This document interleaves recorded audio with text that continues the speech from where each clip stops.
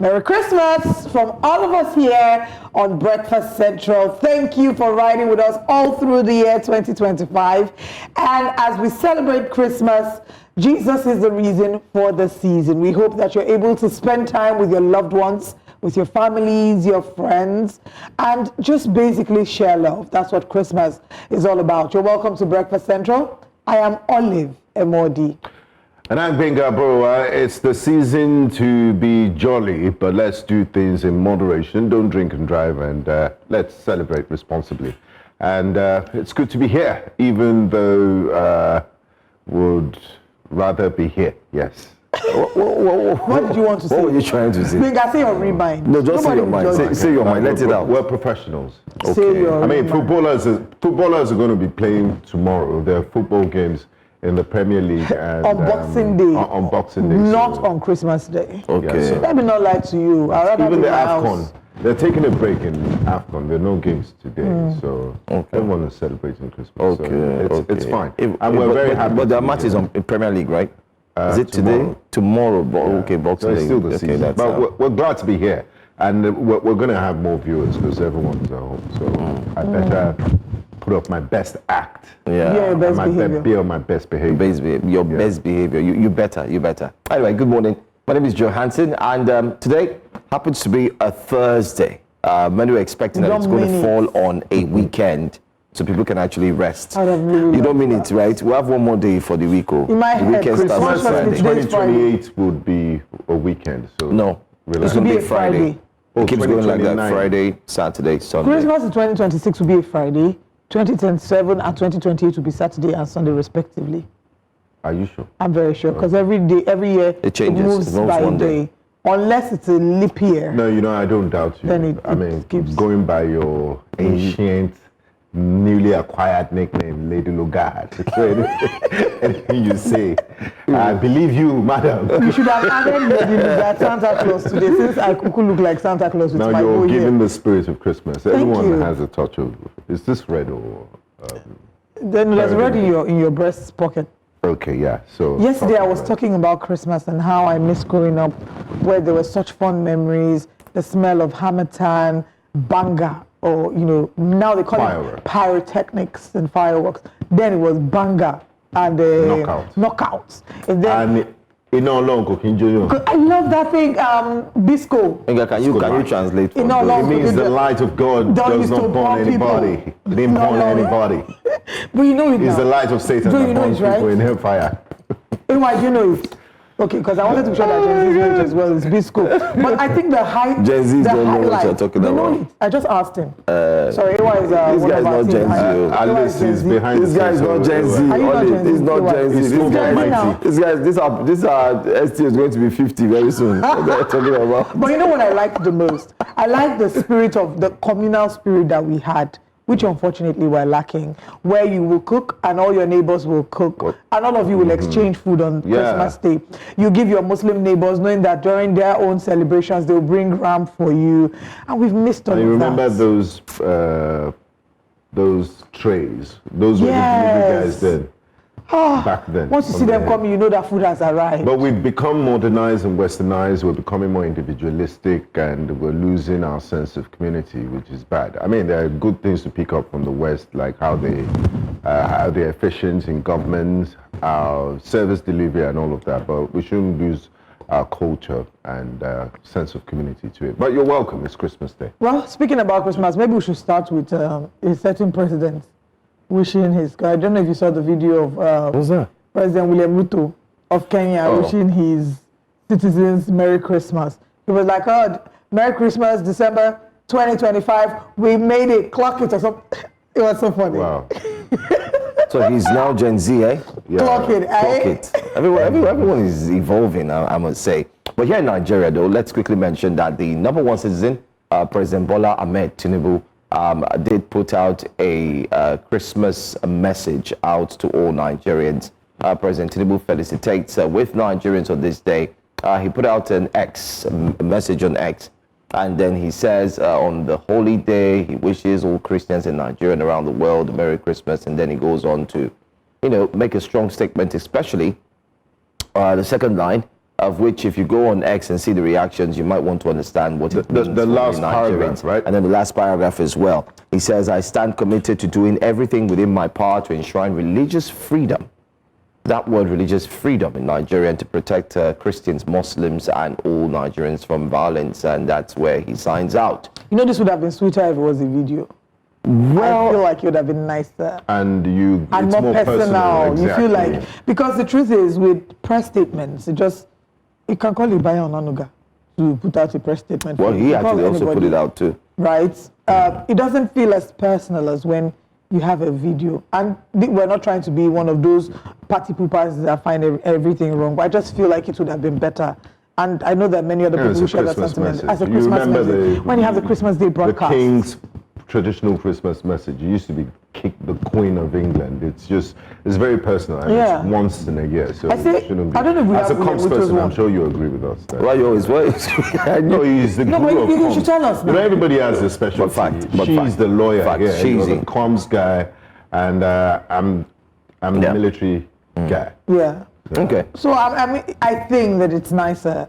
It's nicer when it's a video, and not just for Christmas, for all the celebrations. It makes you feel, but particularly why the Christmas message would have been nicer is because of the recent allegations of genocide against Christians and how a number of them have expressed that feeling of not being safe. Now would have been the time to harmonize. Although the first way to harmonize our nation and to ensure religious freedom is to ensure that we deal with insecurity.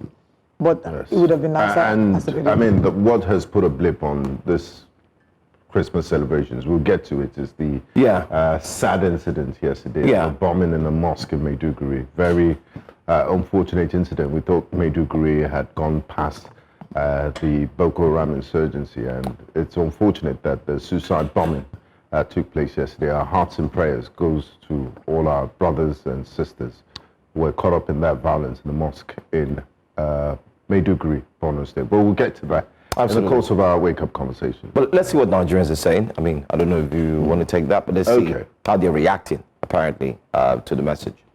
Merry Christmas. Elder says, Merry Christmas, Mr. President. Thank you for this heartfelt message, reminding us all of the true meaning of Christmas: peace, goodwill, religious freedom of every Nigerian, Christian and Muslim alike. Your commitment to protecting all faiths and fostering unity in our great nation is truly inspiring. May the Prince of Peace bless Nigeria abundantly in 2026 and beyond. God bless you, sir. Very heartfelt prayer from Elder Iyo Obi Tombara. Says, I don't understand why you did tag US President for a message meant for Nigeria. What? Wait, so I didn't see that part too. You don't sell Nigeria, question mark. This is humiliating. You're tagging him to validate your message. For him to know that you wish Nigerians a Merry Christmas, utterly disgusting. No pride, no dignity, just shamelessness and populism. We'll have to go to the official page of Mr. President to confirm if the US President was tagged. No, and come on. Speaking about and the US President. Our producers are telling us that he actually tagged Donald Trump. Why? Your message is to Nigeria. He's not the one. Our president cannot. I think it's a parody. Somebody else that. Let's find out. Yeah, so someone in the presidency should never have done that, but we'll get to that. Relax. OP Jerry says, we're grateful for the message, Mr. President, but what we really need is not prayers for peace. We need policies that create it. Nigerians need security that works. We need an economy where families can afford the rice for Christmas jollof without calculating which bill to skip this month. Religious freedom is important, but so is the freedom to believe that the next Christmas might actually be easier than this one. Merry Christmas to you too. Very wonderful message from OP. Antina RMD. Okay. Nigeria used to be a very powerful nation. Tinubu, what changed? Lemonade says, then bomb Maiduguri, in case you have not heard, sir. And Ben Lore says, your political ambition is the reason for the religious tension in Nigeria. It's the reason for the tribal division. Your only political strategy is to exploit the fault lines in Nigeria and pitch people against each other while deepening the division. Your us versus them mentality is too dangerous for a diverse country like Nigeria. We also have, for the first time in Nigeria, fuel prices and food prices dropped suddenly before Christmas, and our currency is not in crisis. We know it's the work of the Almighty, but we thank Him for His happenings under your watch. We will meet in 2027 when we will massively vote you again. Major General Blaise Bazo says. Well, you highlighted some positives there. No fuel scarcity. A bag of 50 kg rice was 100,000 last year. It's 50,000. So you should thank God for the little mercies, but there's more to be done. Interesting. Let's speaking of Donald Trump, he has also wished his citizens a Merry Christmas, he says. Did he tag Nigeria's president? No, he did not. He did not in any way tag Nigeria's president or Nigeria. He says, Merry Christmas to all, including the radical left, I can't use the S word he used, that is doing everything possible to destroy our country, but are feeling badly. We no longer have open borders, men in women's sports, transgender for everyone, or weak law enforcement. What we do have is a record stock market and 401ks, lowest crimes in decades, no inflation, and yesterday a 4.3 GDP, 2 points better than expected. People have criticized the 4.3 GDP. Tariffs have given us trillions of dollars in growth and prosperity, and the strongest national security we have ever had. We are respected again, perhaps like never before. God bless America, President DJT. Okay, so the conversation now But he did not tag Nigeria. No, he didn't tag Nigeria. But President Bola Ahmed Tinubu's handle, he tagged Donald Trump. And many are saying that that tag was just to show that, see, we don't have any problem in Nigeria when it comes to religion. Look at my homework. Principal, look at my homework. I've done my homework. Well, that's what many have described it as, that is like show walking and so on and so forth. But on the flip side, Nigerians are also not so happy. If we read some tweets, there's so many other tweets, and they're not so happy because many are saying that, following the story that came out from the camp of the APC, the incumbent, and the story has to do with the fact that President Bola Ahmed Tinubu has set up an APC conflict resolution committee ahead of 2027 elections. And many have said... Which conflict? The president. He has set up a conflict committee ahead of 2027 elections. And the people who make up this conflict committee are the people you see there on the screen.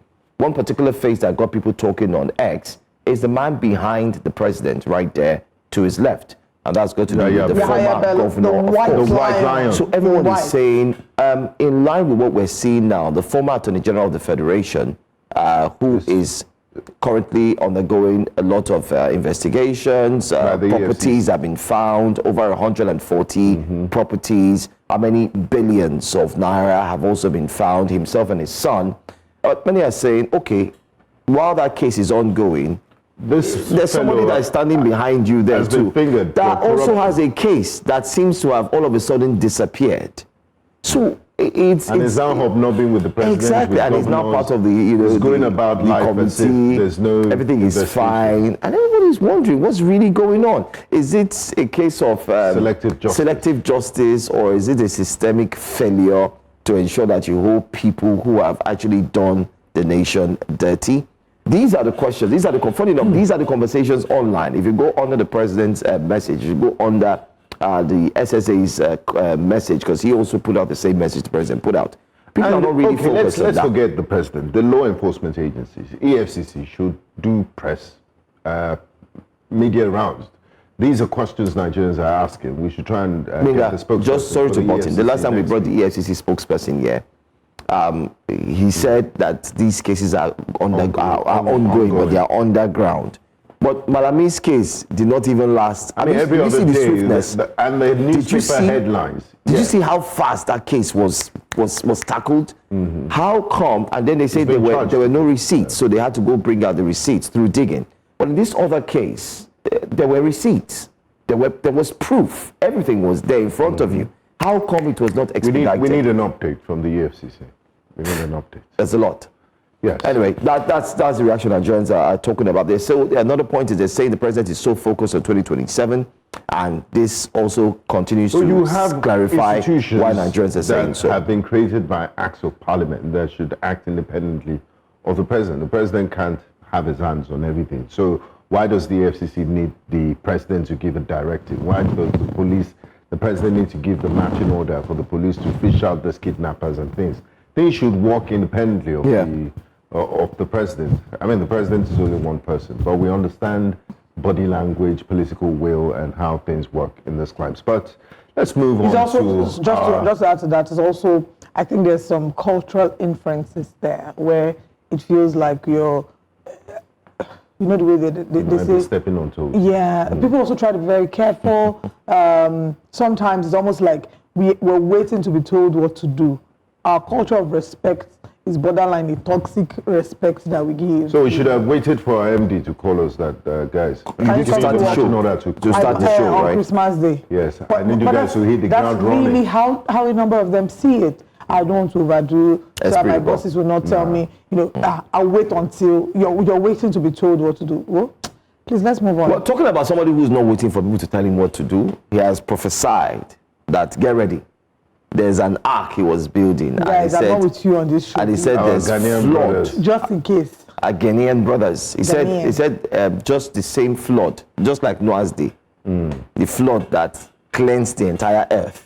The flood was going to happen again. You would think, you know, on December 25th. people will be none the wiser to know that this sort of thing cannot happen. We've heard all these sorts of stories in the past. It's not the first prophet to do this. I'm talking about Prophet Noah in Ghana, and he did put up a costume, a Noah-like costume, but it's just that it's prophecy. It just looks like he needed it. I mean, 25th is still starting. It hasn't finished. That's in your picture, looking like the biblical Noah. How do we know that the biblical Noah looks like from this? my book of Bible stories. I don't think they look like Because we don't even know if he had dreads. If the biblical Noah did not like hair and used to shave his hair instead. And you think, you know, that this is content creation, it's a comic, there is on his ark, and then 24 hours, and on Christmas Eve he said, you know, God has answered the prayer. They should go and sin no more. That God has given time. That's what he said. That he has postponed the flooding. Just so we... Let's watch the video.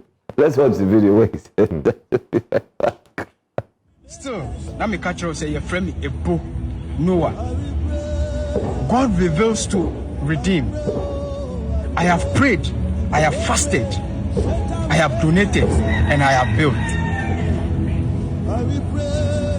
And through my prayers, I got another vision.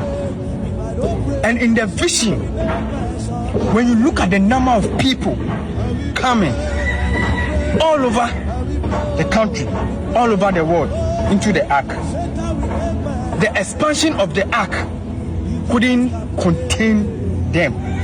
So I shared my vision to some great men of God who also interceded with me.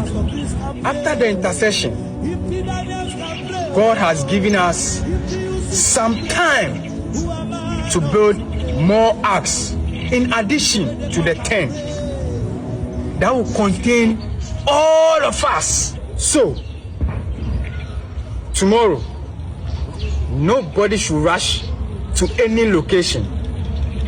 I am not selling tickets. I am not taking money from anyone also. So please, stay home, enjoy yourself, have fun.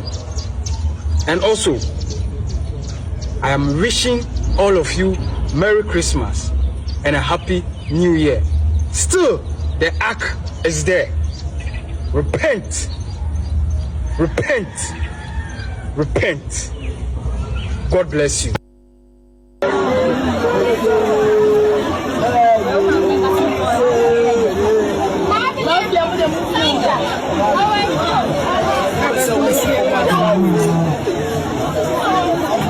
Vamos lá, bem, né?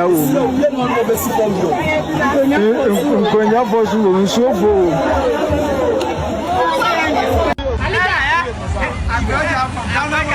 La fin du monde, Ghana. People Ghana. La fin du monde, La fin du monde, Ghana.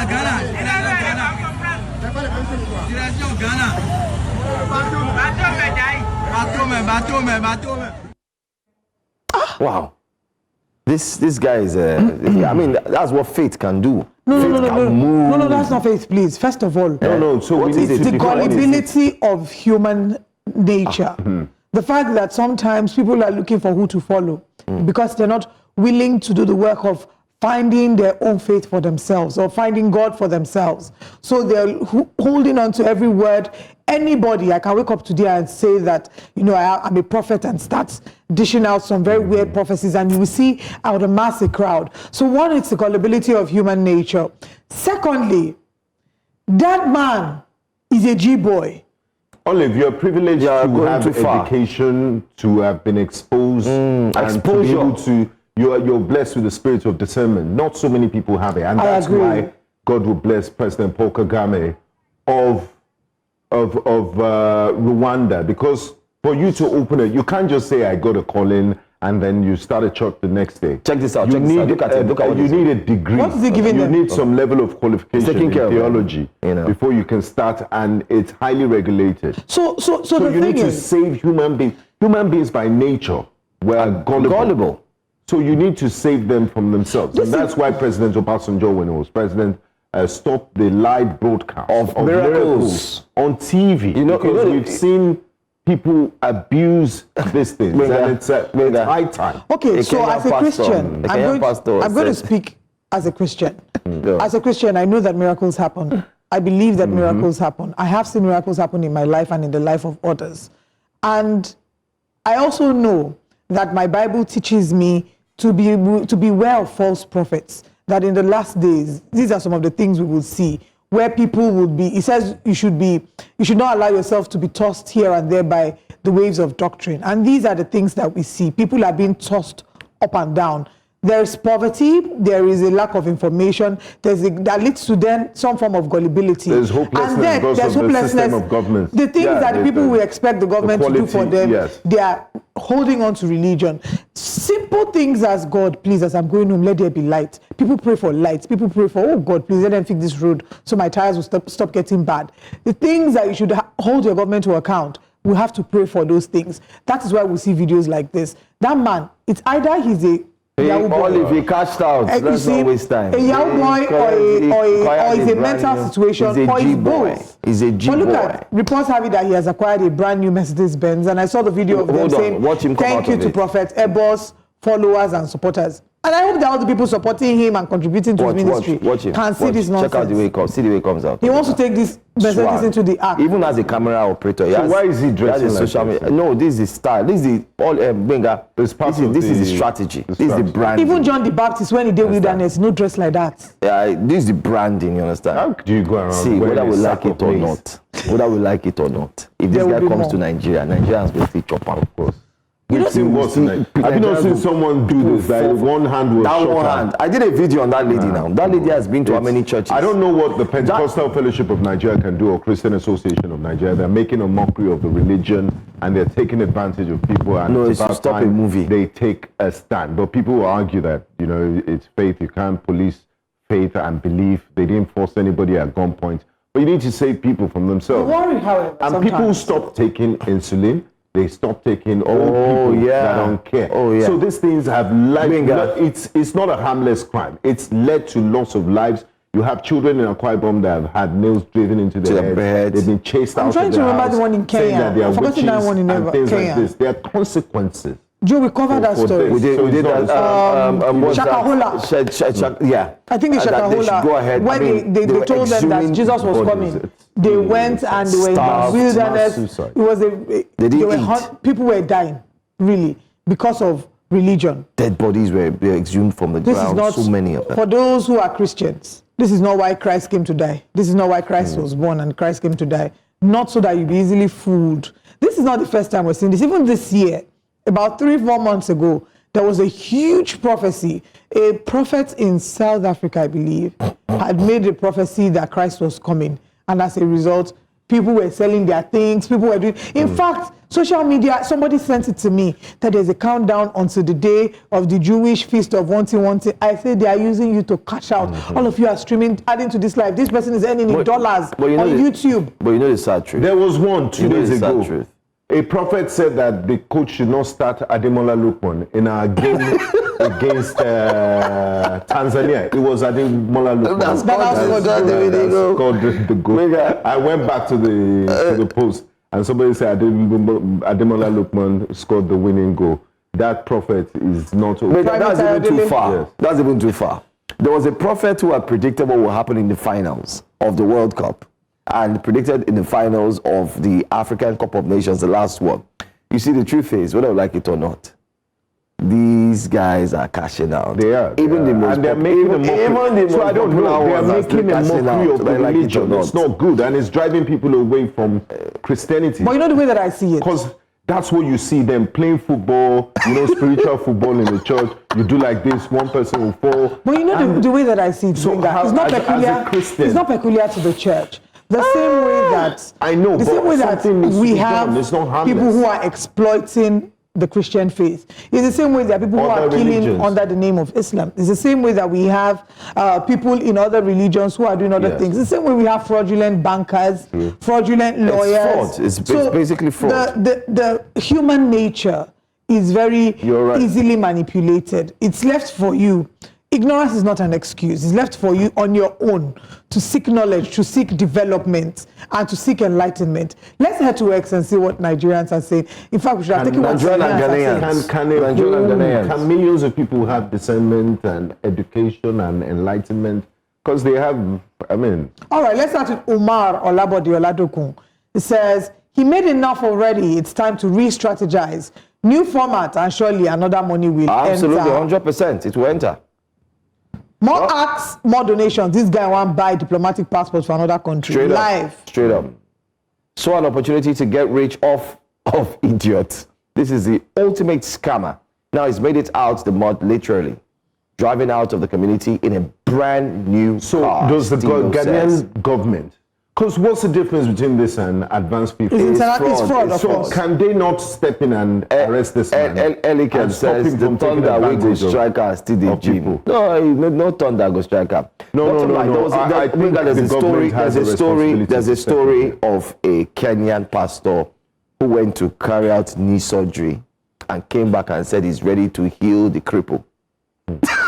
He's ready to make them walk. He was the one that you fly out, go do surgery for your leg, or you come back, or you travel without a visa. You appear in the toilet of another airport. I don't know. I'm not a soothsayer, but I always say one thing: if it's not biblical, it doesn't exist. Fact. Because you cannot do what is not. Okay, now let's talk about the responsibility of the government. Because if I obtain money from you, I agree. Under false pretenses, I agree. Committed a crime. I agree. The government should step crime under Ghanaian law. I know what others that sell, they sell miracle water. Did you see the one that said there was a hanky? Somebody had a breast surgery, cancer. Then they put the hanky, the breast grew back. Come on. People stop taking medication because of... My own is, you know what, I don't know what annoyed me more in that video. If it was the rubbish he was saying, or the fact that he now puts Ebuka songs, I will pray, as background music. You didn't choose Ghanaian I will pray, I will pray. If I don't pray, Satan will make mess of me. Let's move on. You should have used Shakawale. Let's move on. Oh, Billy Bum Baby. Our next story. What we've done right now is just to cheer ourselves up, not cheer in a that thing is not funny. It's not cheer me up in any way. Not in the wrong way, but just to let loose a bit, because the next story we're going to take on Wake Up is a rather sad one, and it's sad because a suspected Boko Haram insurgent detonated an improvised explosive device inside the Al Adum Jumat Mosque in Maiduguri's Gamburu market area around 6:10 p.m. on Wednesday, killing and injuring several worshippers during Maghrib prayers. Witnesses say the blast struck just as congregants were deep in evening worship, triggering chaos and panic as people scrambled for safety. Security forces quickly sealed off the area while emergency responders worked into the night to treat the wounded and secure the scene. Though no group has officially claimed responsibility, the attack bears the hallmark of past assaults by insurgents in Nigeria's northeast, a region long plagued by extremist violence, targeting people of worship and crowded public spaces. The bombing has left the community reeling and cast a dark cloud over the festive season. Very sad. But let's see what Nigerians are saying very quickly about this blast. As we would get to it, we'll talk about it in the course of today's program. Our correspondent, Umaru Kirawa, was there live to ensure he brought us feedback. Quickly, Unpopular Opinion says, they have now resorted to planting bombs. Security operatives should do well to educate the masses on how to secure themselves. People need to be searched before entering churches and mosques. May God help us. We used to do this. May I remember a few years ago from 20, if I can recall. Especially in Abuja. Yeah, even Abuja, in Lagos. even in Lagos. You had to drop your bag and so on. This is heartbreaking and deeply disturbing. My thoughts and prayers are with victims, their families, and everyone affected by senseless acts of violence. An attack on worshippers in a place of prayer is an attack on our shared humanity, and it must be condemned in the strongest possible terms. No cause can ever justify such brutality, and the perpetrators must be brought to justice. But the souls of the departed, he says, rest in peace, and may the injured find healing and strength. That's from Isaac. That's what Isaac puts out there on X. Another person, Martins Enobong, says, Lord, have mercy. Anytime they revert to bombs, you know they are weakened. One day, these terrorists will meet their end and we will know peace. Well, that's all we're going to take on Wake Up Conversations this morning. Very sad. Our hearts do go out to those who have lost their loved ones in the bomb attack there in Maiduguri, Borno State. But like as well as the fire. We'll get... You know, there was a fire, in Lagos Island. Yes, there was a fire as well. But we'll get into the details of that story. Let's bring to you our headlines for today and take a look at our top stories this morning. Today on Breakfast Central, President Bola Ahmed Tinubu felicitates with Nigerians, reaffirms commitment to religious freedom. We'll also take a look at it 2025 as we count down to the year review, analyzing state of the nation. What we'll be talking about. Stay with us to find out. APC endorses River State Governor Fubara for second term. What does this mean for Nyesom Wike, the FCT minister?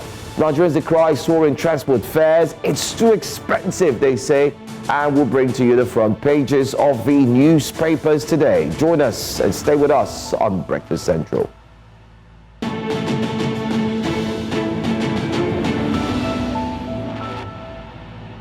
The national leadership of the All Progressives Congress, Nigeria's ruling party, appears to have publicly endorsed Governor Siminalayi Fubara for a second term in office in the year 2027.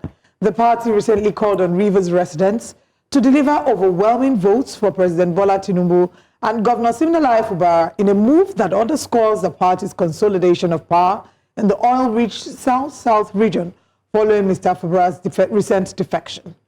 National Secretary of the party, Ajibola Bashiru, made the call recently while addressing party supporters in Rivers, describing Mr. Fubara's alignment with the ruling party as a boost to both the governor and the APC. This endorsement comes despite Fubara's recent defection from the PDP and amid a still simmering feud with his predecessor and political godfather, Nyesom Wike, Minister of the Federal Capital Territory. We have a president that is a detribalized Nigeria, a president that derobed himself of sentiment when it comes to addressing national issues.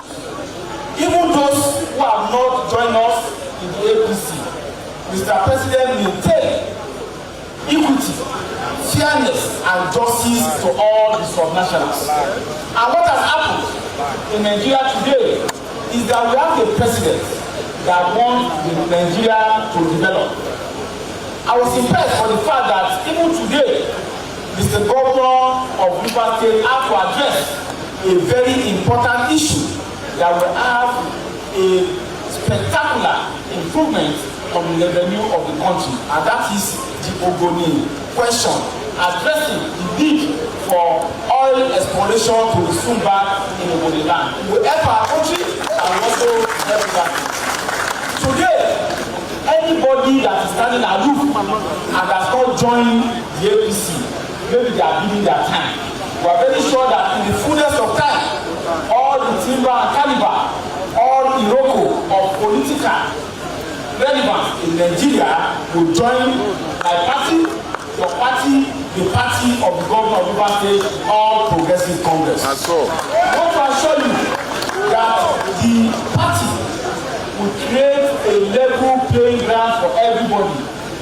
Just as our leader, President Bola Ahmed Tinubu, said during the last NEC meeting, which all of us attended, we must create room for all of us to be accommodated. Even if you have a large room and your neighbor is staying outside, try to create a small space within that room. So it's a party that believes in tolerance, a party that believes in equity, and a party that believes in the wisdom of leadership to allow all of us to prosper under the rule. Well, joining us now to unpack the implications of this political realignment is one who's been following the stories very closely, especially that in River State. We do have political affairs analyst Mr. Austin Igbe, who joins us live. Thank you so much for joining us via video conferencing. It's good to have you here. Thank you very much, and Merry Christmas, everyone. Merry Christmas. Thank you. Well, let's start off with the very first question. APC's endorsement of Governor Fubara. And what does this signal about the party's internal dynamics and its 2027 strategy, especially for River State? And looking at the fact that the president just yesterday created a new committee for those who internally might have any form of grievance. You can go to the committee. What does this portend? Thank you again. Let me state without equivocation that the president, just picking up the last comment you made about the president's committee, the president's committee is intentional. The president understands the dynamics of what is going to happen to the APC when it explodes. The same manner the PDP did explode after the 2015 elections and the issues that happened between 2013, 2014, and 2015 election when the PDP lost the presidential election. And you recall that around that 2013, when the APC was formed, moving to 2014, everybody became PDP members. It was literally the only party in the world that everybody could run to. It was more like the only party, like I said, and the PDP had boasted then that they were the largest party in Africa, far beyond the ANC of South Africa. So I haven't seen that. I think the president understood those underlying political intrigues. The earlier he set up that mechanism to resolve this interplay will be better for himself, because he will be the one to ultimately lose if all of this breaks down. Why am I saying this? You have seen governors moving from their party where they won election in 2023 to the APC to meet a new set of people, in fact not meet, to head over the people he once contested against. For instance, you look at states like in Delta, where Omo Agege, for instance, was the shining light in Delta State APC. Soon the PDP governor, the governor of Delta State, jumped ship to the APC, and before you know what's happening, he has become the leader of a party he didn't work for. The same thing has happened across all the states, even in Plateau, in Taraba, in Akwa Ibom, in fact, in Bayelsa, all of the states. So now focusing on River State. When I hear people talk about, oh yeah, Fubara has moved, what will be the fate of Wike? Wike is not a member of the APC. Even though we know that the kind of gimmicks he's playing does have an implication in supporting the APC. That is, grand soldiers, honorable members in that state of Rivers has moved.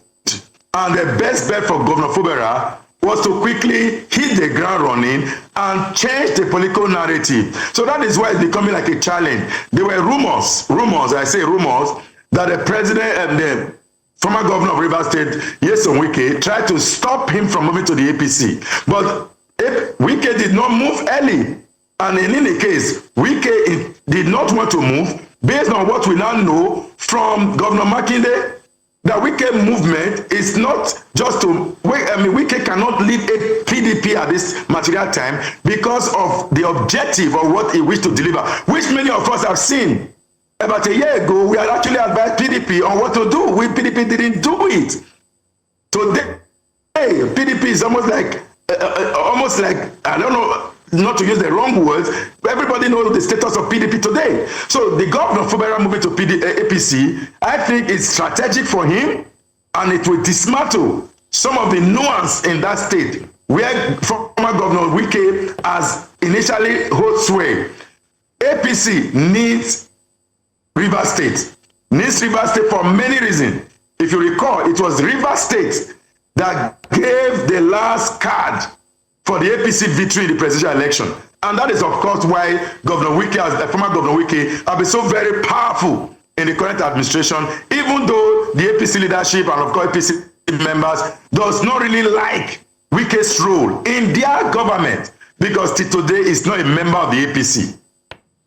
Wait, you said, while you were answering that, you said where former Governor Wike used to have influence, are you trying to say that he no longer holds that amount of influence in Rivers State? Can you say that again? From your statement, I heard you say something about when you were making reference to Nyesom Wike, and you said where he used to hold influence. I'm not quoting your exact words, but inferring that he no longer has influence that he used to have in Rivers State. Is that your position? Yeah. Yes, I said where he used to hold sway. Yes, you're correct. Influence. So today, the governor of Rivers State is the #1 citizen of the state. It used to be whether Wike is #1 or Fubara is #1. The way it is now #1. The same Wike who can go straight to Mr. President to seek any form of support to deal with Governor Fubara, that influence is over. Governor Wike, former Governor Wike and Governor Fubara now have access to the President of the Federal Republic of Nigeria. In fact, the most asset, the greater influence now lies in the hands of Governor Fubara, because he is now the #1 citizen of APC in the state of Rivers. In fact, recently there was a national meeting that was held in Abuja. Wike was not in that meeting. Fubara was seated in that meeting. And to add value to that, Fubara now has a direct access, direct call to the president. You can say that former Governor Wike can meet the president during the FEC meeting on Wednesdays, but beyond that, the president will hold more value to the one that he can trust. In this case, I think, my opinion, I think that the president of the Federal Republic of Nigeria today will trust Governor Fubara more, because Governor Fubara needs the president needs Governor Fubara. Okay. So both of them are working almost at the same level. So at this time, the equation is balanced for these two individuals. Where do the citizens come in the middle of this conversation? If Governor Fubara trusts the president trusts Fubara, and they need each other, the president can only cast one vote. Governor Fubara can only cast one vote. The people who should typically determine who sits in that office are the citizens of Rivers State. Where do they come in all of this conversation? Is when you say where the citizen comes in, I just laughed, because we are running almost a political party system where you buy all the votes. So from the 2023 elections, many reports, including a master's dissertation that came out recently, validated most of the statements that was released after the 2023 election, that the results from Rivers State did not align with what the choice of the people. That at the level of the presidential election, the real winner was not declared in that state. Apparently, the invisible hand of demand and supply had worked in the state. And if you also recall,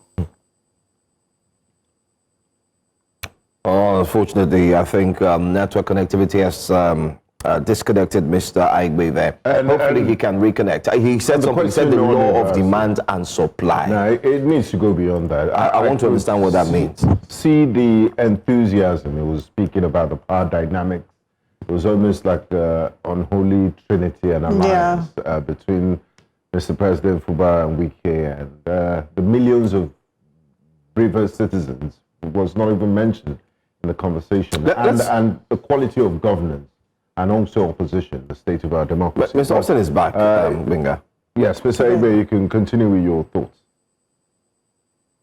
Oh, sorry, I didn't know I went out. Apologies, but okay. So I was saying that the citizens really don't, permit me to use the word very loosely, until we have a good electoral system that truly empowers the citizens to know what they voted and to monitor their votes.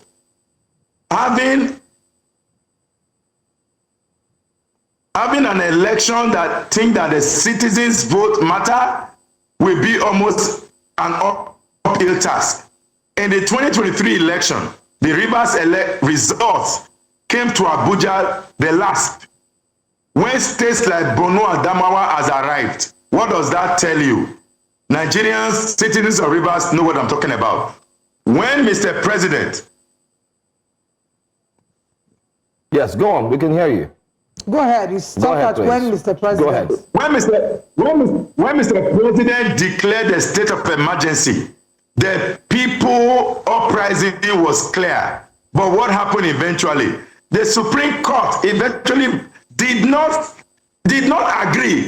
disagree with the declaration of emergency. Our electoral architecture has become an upheaval state. And where I'm actually going is that with the level of manipulation of results in this country, the Governor Fubara needs good support. As of today, the PDP cannot give him that support. The PDP governors who went to court to challenge a state of emergency, within a space of 1 month, about 2 of the governors or 3 of the governors had jumped to APC. As at this time, is someone like a lone individual. When a PDP convention took place in Ibadan, Governor Fubara and others who have now also jumped ship were among those who said they should not suspend Governor Wike and his ally. So where is this pendulum going? It means that for Governor Fubara to win election in the state, he has the people already. The people love him. The people love him. But whether they love him with APC is a secondary matter. The people prefer him. The people went out for him. The people protested for him. But beyond the people are the gatekeepers. In this case, that's why I use the word the president. If you follow Nigeria's political history since 1999, you will understand that there's a role of foreign actors, not foreign actors out of Nigeria, foreign actors out of your state, the role they play. Rivers election of 2023 is a good signal where all the majority of observer reports, like I said earlier, I don't know if it was heard, there was a master's thesis that was released recently that validated the Yagas report of 2023 election, that the Rivers election, the presidential result in Rivers was not validated. It did not meet what expectations of the people were by voting, not by assumption. Apparently, something happened in Rivers election. I use the word the invisible hand of demand and supply played a huge role in Rivers. And the APC administration today needs that state for many reasons. 1, for the number of votes. 2, for the resources in the state. Will be useful. So if Governor Fubara aligns with the president and the people are with him, he meets the threshold. That's what I tried to explain. I did not bring the people in earlier because the people are with Governor Fubara as of today, unless they change their mind because he have moved to the APC.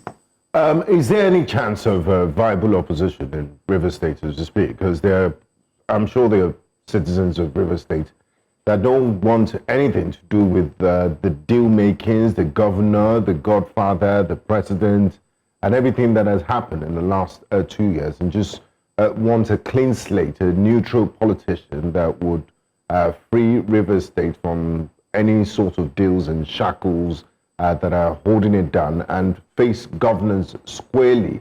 Or is that a foregone conclusion that, okay, because you say with such confidence that the people love Governor Fubara, but when we go to the polls, they will decide. Exactly, they will decide. But as of today in Rivers, I don't see any strong opposition.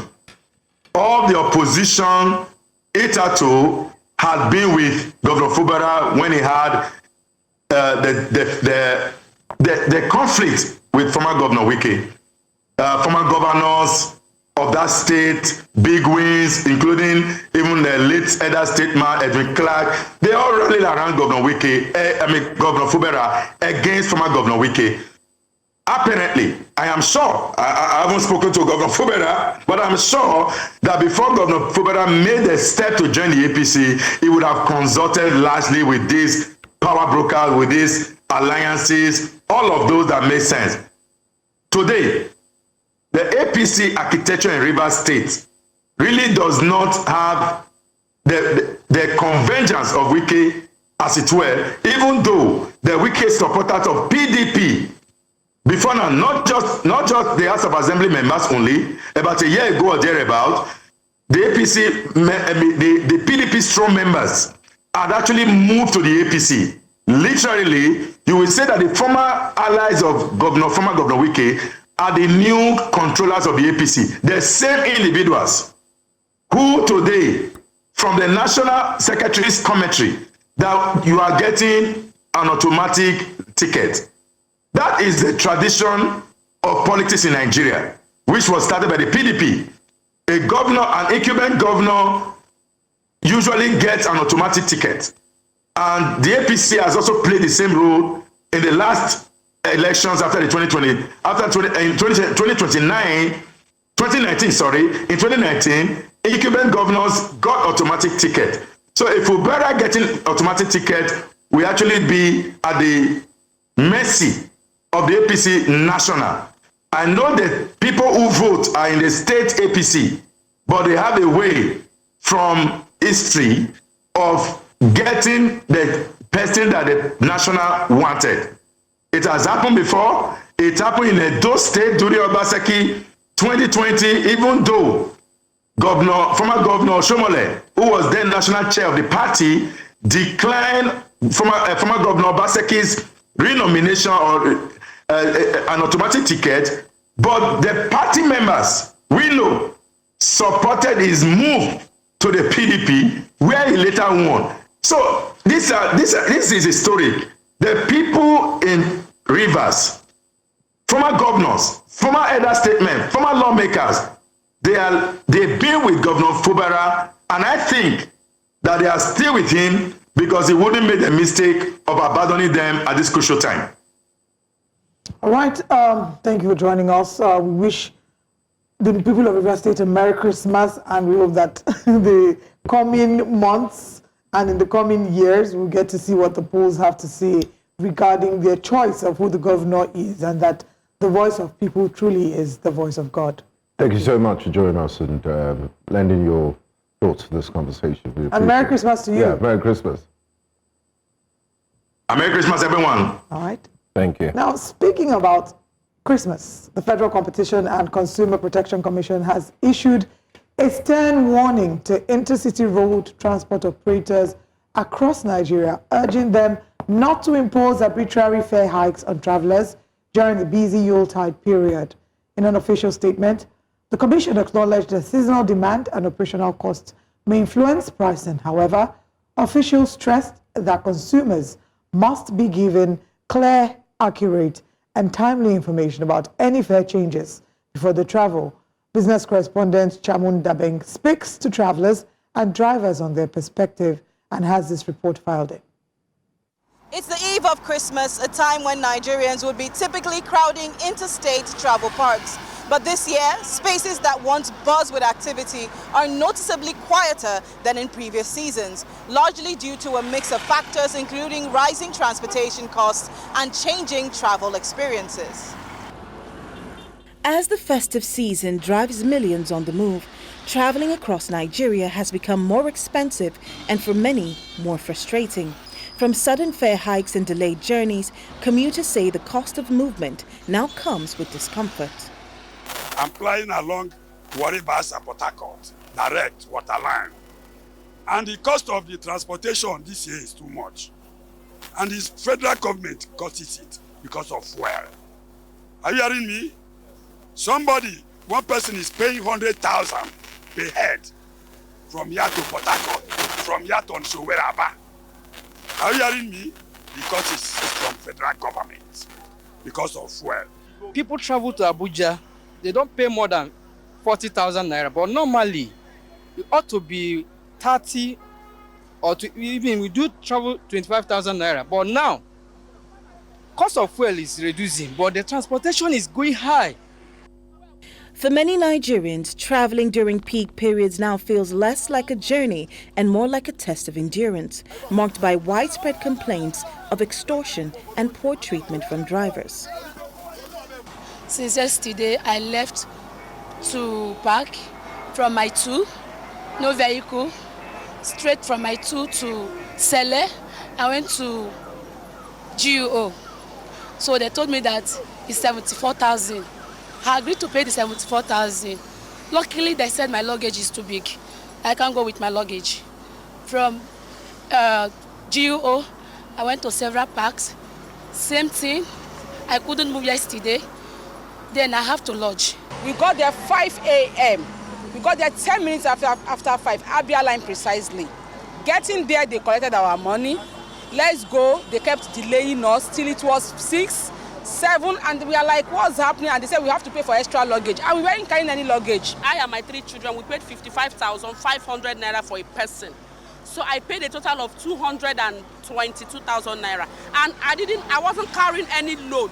I didn't have any extra luggage. I just had my personal belongings and my kids too, and they insisted that we pay 4,000 naira each person, and we said no, and that was how the fight started.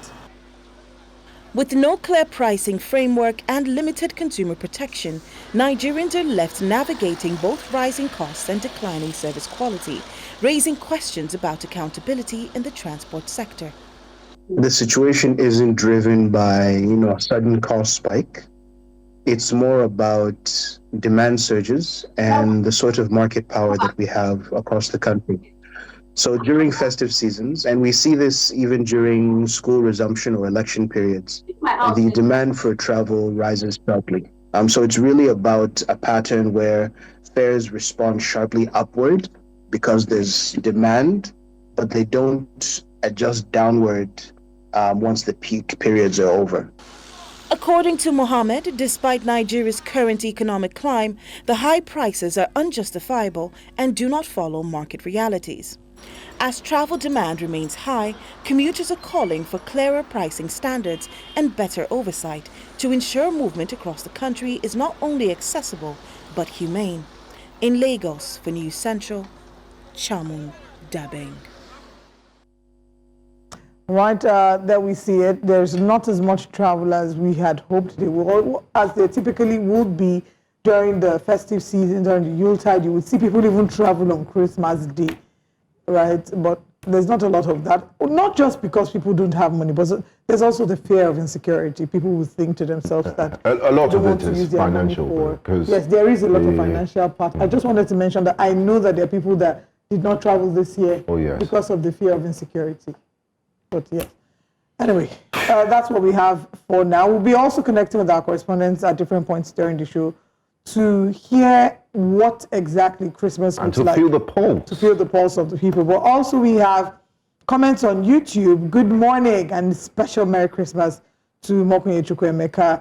We see here, he says, please don't doubt the Ghanaian content creator, guys, because that was how the guys of old doubted. Please tell him to remove the song playing on the background. Who has bewitched us Africans? This is so much sarcasm. And he says, very sad one in Borno. We should have moved past the senseless act. And finally, he says, more drama to come from River State before, during, and after the 2027 election. And I quite agree with you. I think it's fasten your seatbelt season. We're going to break. When we come back, Breakfast Central continues. That's right. Let's bring to you coming up next quickly. And let's tell them what you should expect. Coming up next here on Breakfast Central, President Bola Ahmed Tinubu felicitates with Nigerians, reaffirms commitment to religious freedom. We'll take a look at Nigeria from December 25th, 2024 and now 2025. Lagos Airport improves travelers' experience amidst the rising costs. Stay with us.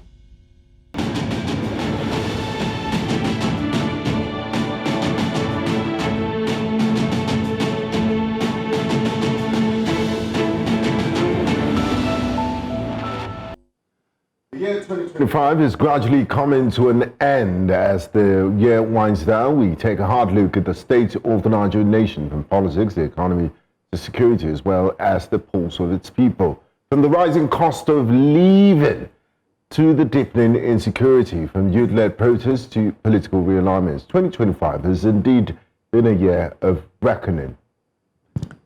As we take a look at the year in retrospect, one question remains on the minds of millions of Nigerians. As Nigeria move forward, or are we stuck in a cycle of promises and paralysis? Join us this morning for this discussion is the convener of Revolution Now movement, Mr. Omoyele Sowore. Join us live from Borno State. Good morning to you, Mr. Sowore, and Merry Christmas from all of us here in Lagos.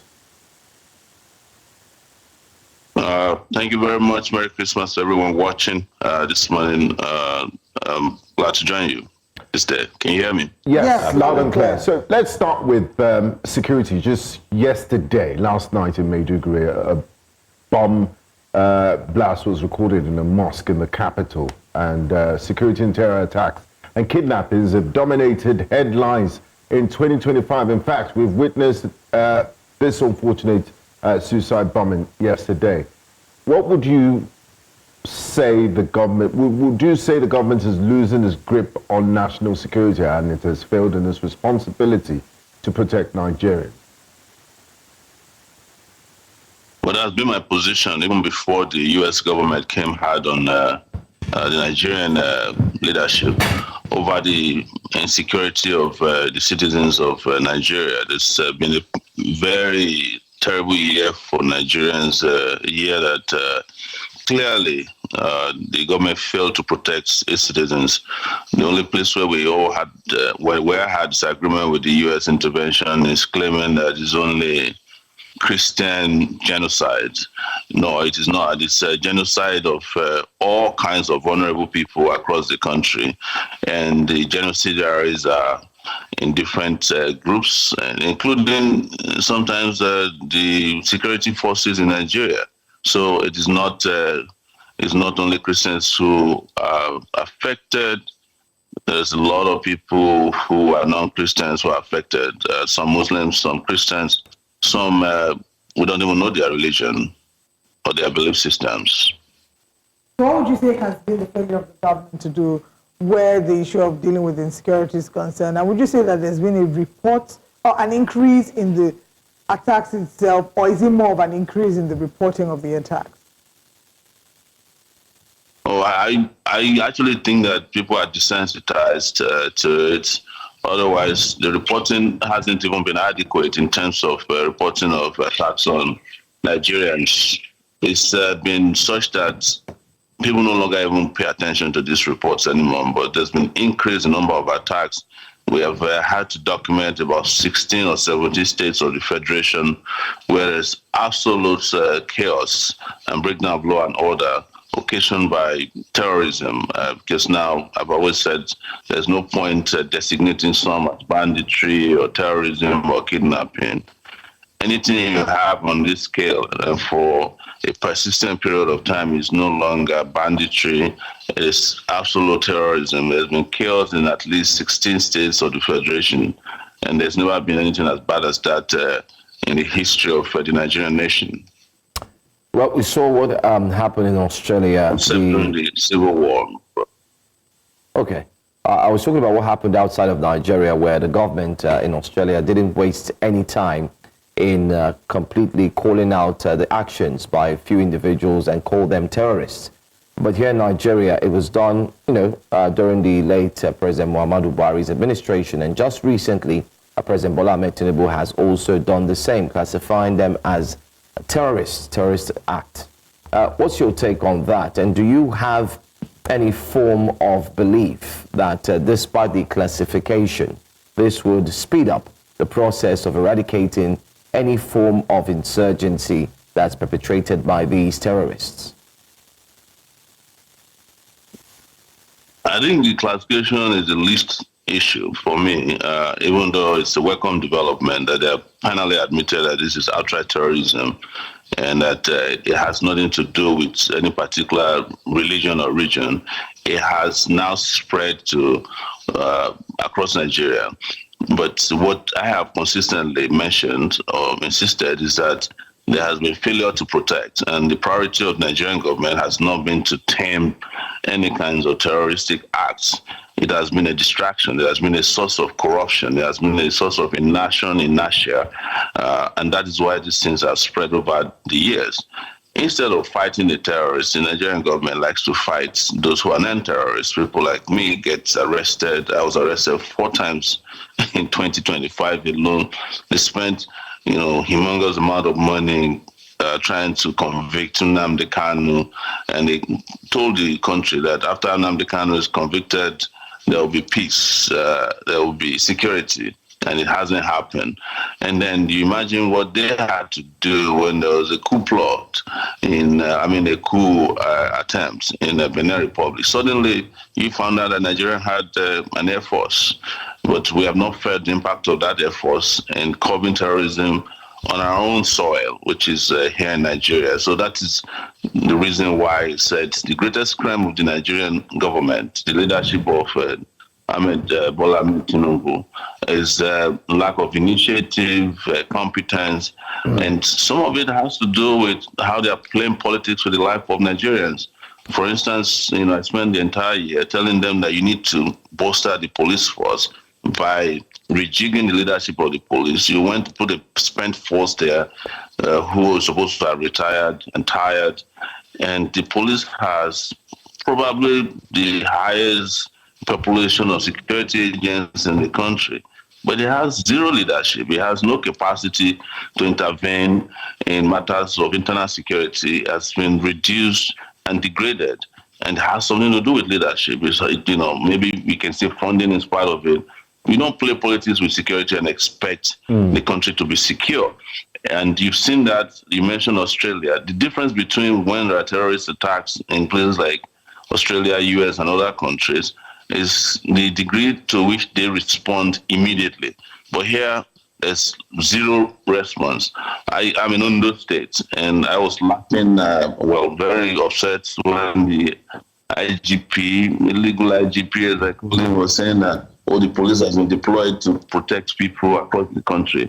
I traveled from Lagos to Akure, Ondo Town, Akure, and the other parts of the state. There's no the only police presence, and they should put logs of wood on the highway to extort money from people. They're not helping with traffic, they're not helping to secure the roads, they're not securing the country. They look tattered, they're very aggressive, and it's just embarking on extortion. That's all they're doing. Okay. That is not security. There's no way you can get security from those kind of mediocre policing. Now, Mr. Shora, let's come to politics, which 2025 has seen a lot of politicking happen in the country. There was a time we almost thought there was not going to be a 2026, that the next year was 2027 because of the level and the intensity of politicking. As we speak today, 27 governors of the 36 states in the Federation are now members of the APC. The APC commands a strong majority in both houses of parliament. What does this say about the state of democracy in Nigerian politics? Is the APC doing such a great job that everyone is running to join the winning team, or are we seeing an unusual type of politics with the record level of defections? Well, the APC is doing a great job lining the pockets of governments, and the governors are responding by joining the APC. So they've made the most amount of money, they've stolen the most amount of money under the Bola Tinubu regime. So it makes sense that all of them are going to the APC because their hands are not open. Anytime anyone wants to step out of line, they bring in the financial police, the EFCC to. Mr. Shora, sorry, I think we seem to have a little challenge with your audio. It's not as clear as it was when we started the conversation. We might want to possibly allow you check it out while we call for a short break. And when we come back, we'd like to really delve into the political aspect of 2025. You've also been a major voice. You also engaged in a few protests here and there. Apart from the protests, you've also been declared wanted. And you've spoken tough about the current administration in terms of reform. And these are some of the things I would like to look into, especially for 2025. Also, being a presidential aspirant yourself for your own political party, and having held your own political party a meeting, better still, gathering to look into 2027. Looking into 2026 is one thing we'd like to also look at. So the conversation is indeed broad, and we'd like to touch on all of these things. Hopefully, you'll be able to get the audio corrected. But let's go for a quick break. When we come back, we'll take a look at all of these and much more. So do us a favor, stay with us. This is Breakfast Central.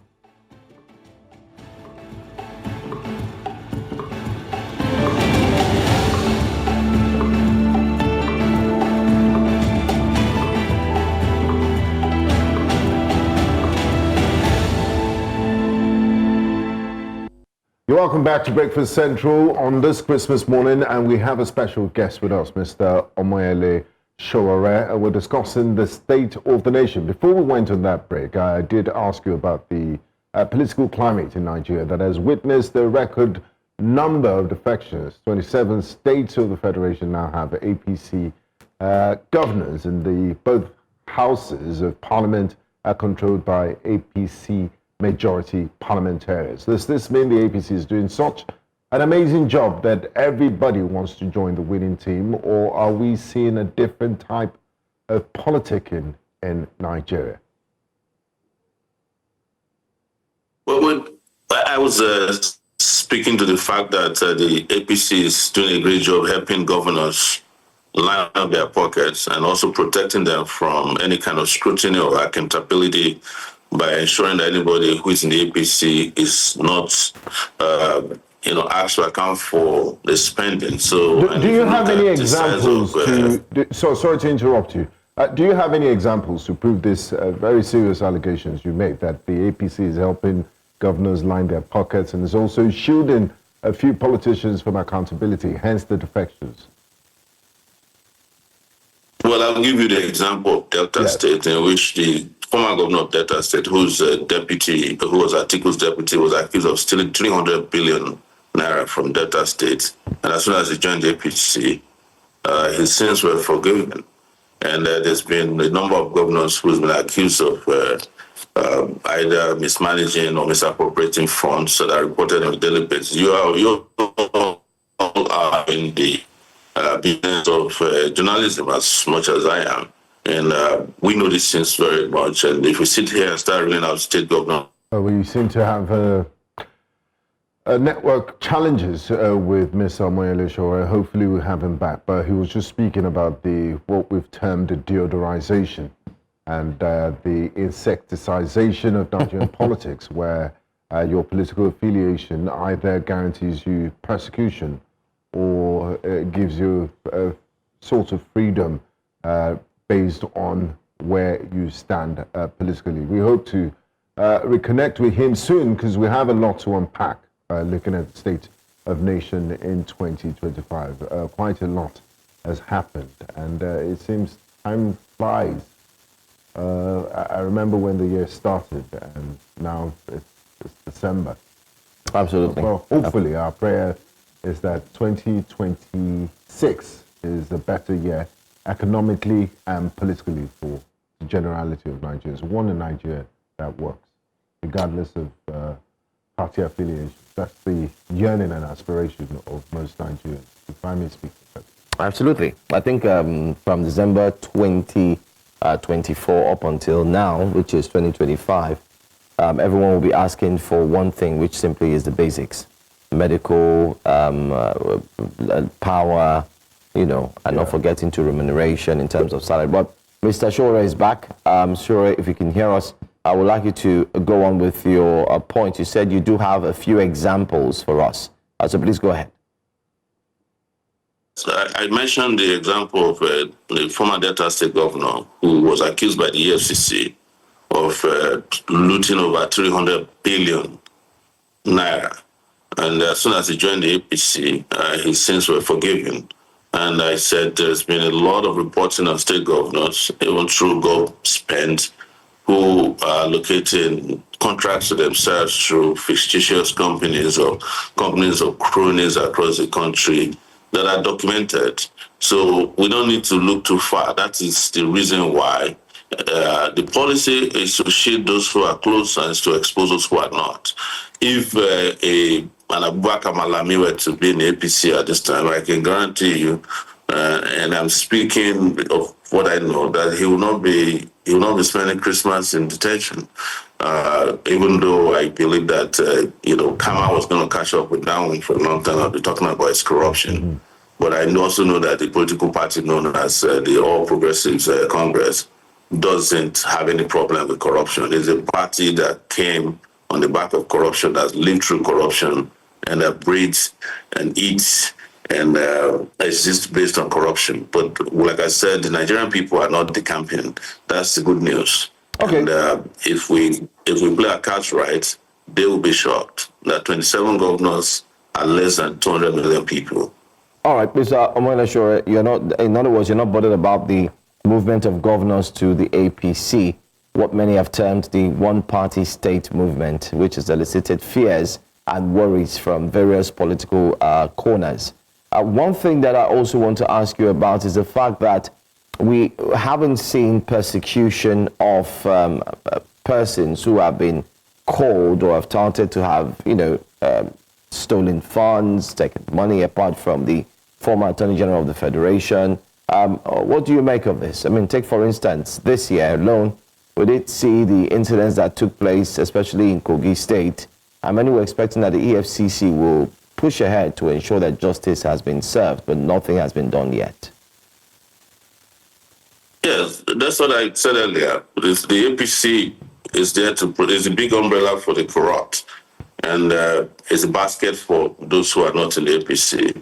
So if you're underneath the protection of the APC, they will protect you. You mentioned correctly about the former governor of Kogi State and what has been happening in the state, the billions that were stolen in that state, and how we went through a lot of drama. We get Yaya Bello. We will make sure he's brought to justice. We'll make sure he's jailed and his trial expeditious. Look at where we are today. Yaya Bello is, cruising around in some of the biggest cars. He's living his life the way he has never lived before. He's a co-governor, if he's not the real governor of Kogi State, because the result are differences. But you look at those people who are not in APC. Look at what happened to Natasha Akpoti, the Malamis of this world, and several other persons who are not in APC who have been dealt with at this time. But like I said, that is also not going to last. And to answer your first question, that this is the first time that governors are moving to the APC. The Nigerian political system or politicians are people who are in constant search of green pastures. There was a time the highest number of governors were in the PDP, the People's Democratic Party, but they were defeated at the point. And I have no doubt, like I said, that if Nigerian people play their cards right, they will absolutely rout out the APC during the next election. But we must go for elections. What does it mean? What does it mean? What do you mean by playing their cards right? What does that mean?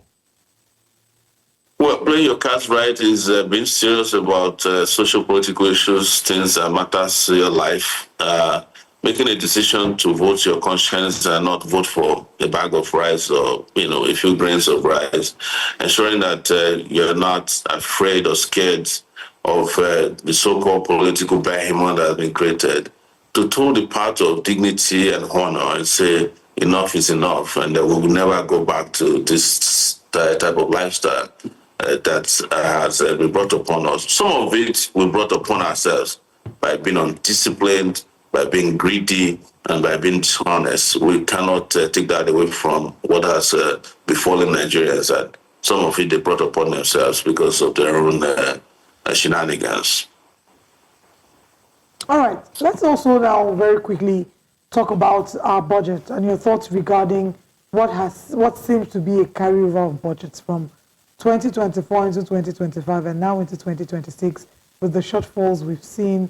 A projection of 40 trillion, reception of 10 trillion, and carryover of 30 trillion. What are your thoughts regarding the 2026 budget? You know, when the regime started, I remember that I was a regular on your show, and especially when they said, "Oh, now that we've removed subsidy, we're going to have surplus to fix the country. We're going to make this country great again. There will be no reason for us to worry, but you have to pay more. You have to suffer more. It's going to be temporary, and that's temporary. You have to pay more, you have to suffer more, has become permanent. There has become permanent disability for the finances of Nigerians, for their security, and it has become, a situation of pain and sorrow for everybody. But when we were saying it at those times, you remember the question is always like, oh, why don't you give them time? Subsidy is not good, but do you remove subsidy from day one of your regime? I think the regime practically has a year more to go, a year and a half to go, and look at what that economic policy has brought to you. Look at the situation of your naira, which you met at 400 naira and is now at 1,500, and you're subsidizing the naira still. And you have an economic system that doesn't put jobs, put people to work. It doesn't put food on people's table. It has not provided electricity. If you have electricity, you are paying through your nose. And now you're about to take Nigerian people to the guillotine by introducing an extortion system that you call a tax reform. That is where we are now. We're all moving to a situation of destruction. Before you say that I'm, always predicting doom, we tell you this so that you at least can be aware of this in advance and prepare yourself for it. But you also have an option not to continue this way. And that's why I said, that's why I mentioned the idea of cleaning our cards right.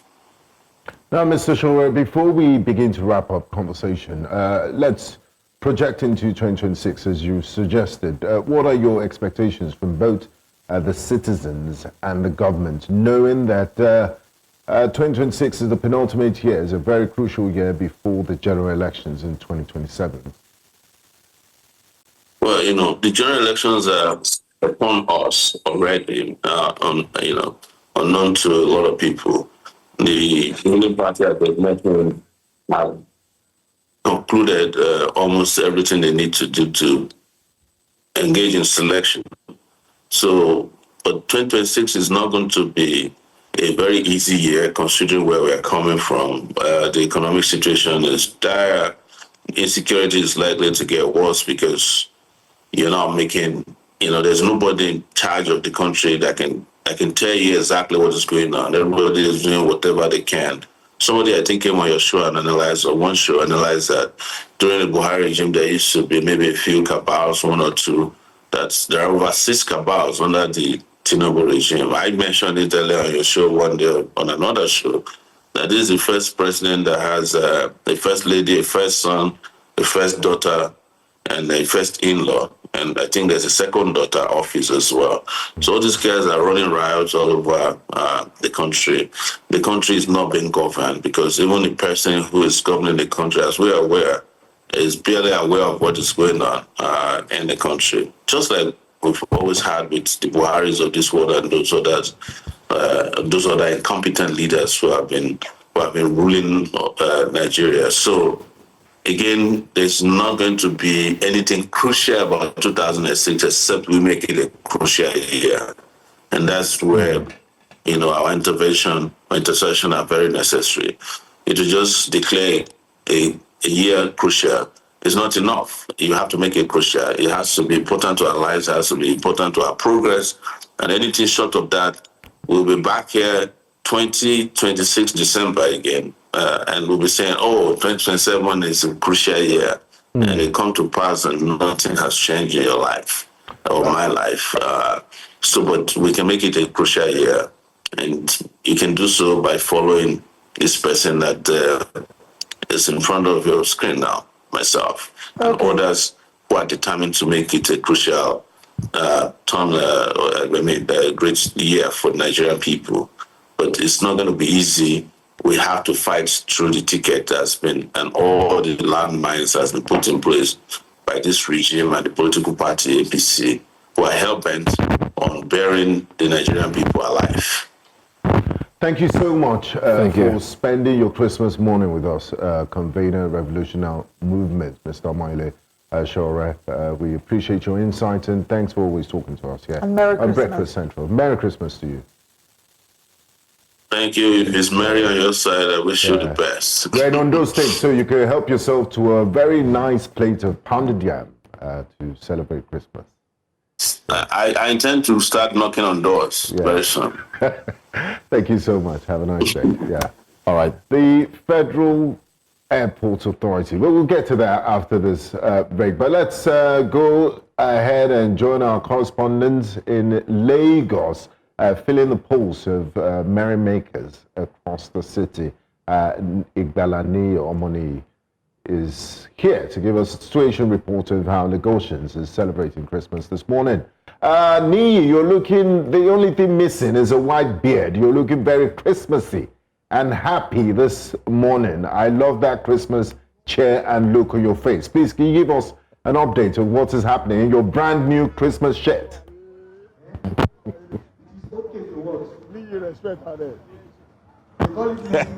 Well, I'm around Surulere and I just want to quickly take the joy on the face of these Lagos residents holding, no worry, I will speak with you here, holding this nylon. And how do you feel this Christmas? How you take be this Christmas? How Christmas be for you? This Christmas, as I do that is, I first thank God that make me to see this Christmas. My people, it still make me see my people. All this one, nobody say we no get, but now so that they do it for us, and that only we get from children. Now who they collect them? I go see the collect them till get old. My name Osama Baja, John Adesanya. Thank you. Now let me come back to we're live here at St. Anthony Catholic Church, Baja Surulere area of Lagos. And of course, when some other residents of other countries might have gathered to, be in the ark that they've set up. Others here in Nigeria, Lagos, especially at Surulere here, are in church. This Catholic church behind me, as you can see, there's an overflow even from the back there.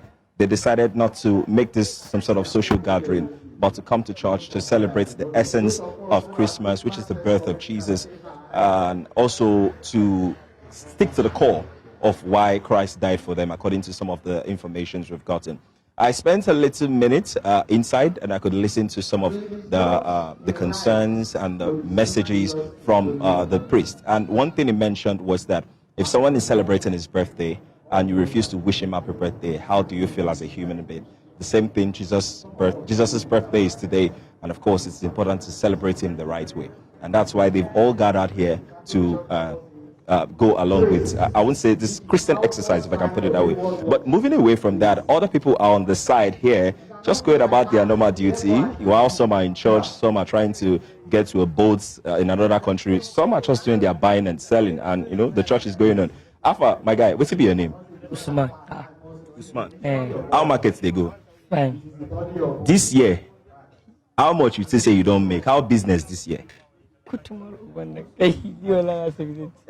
How business this year? Follow me to. So fine. Fine. Yes.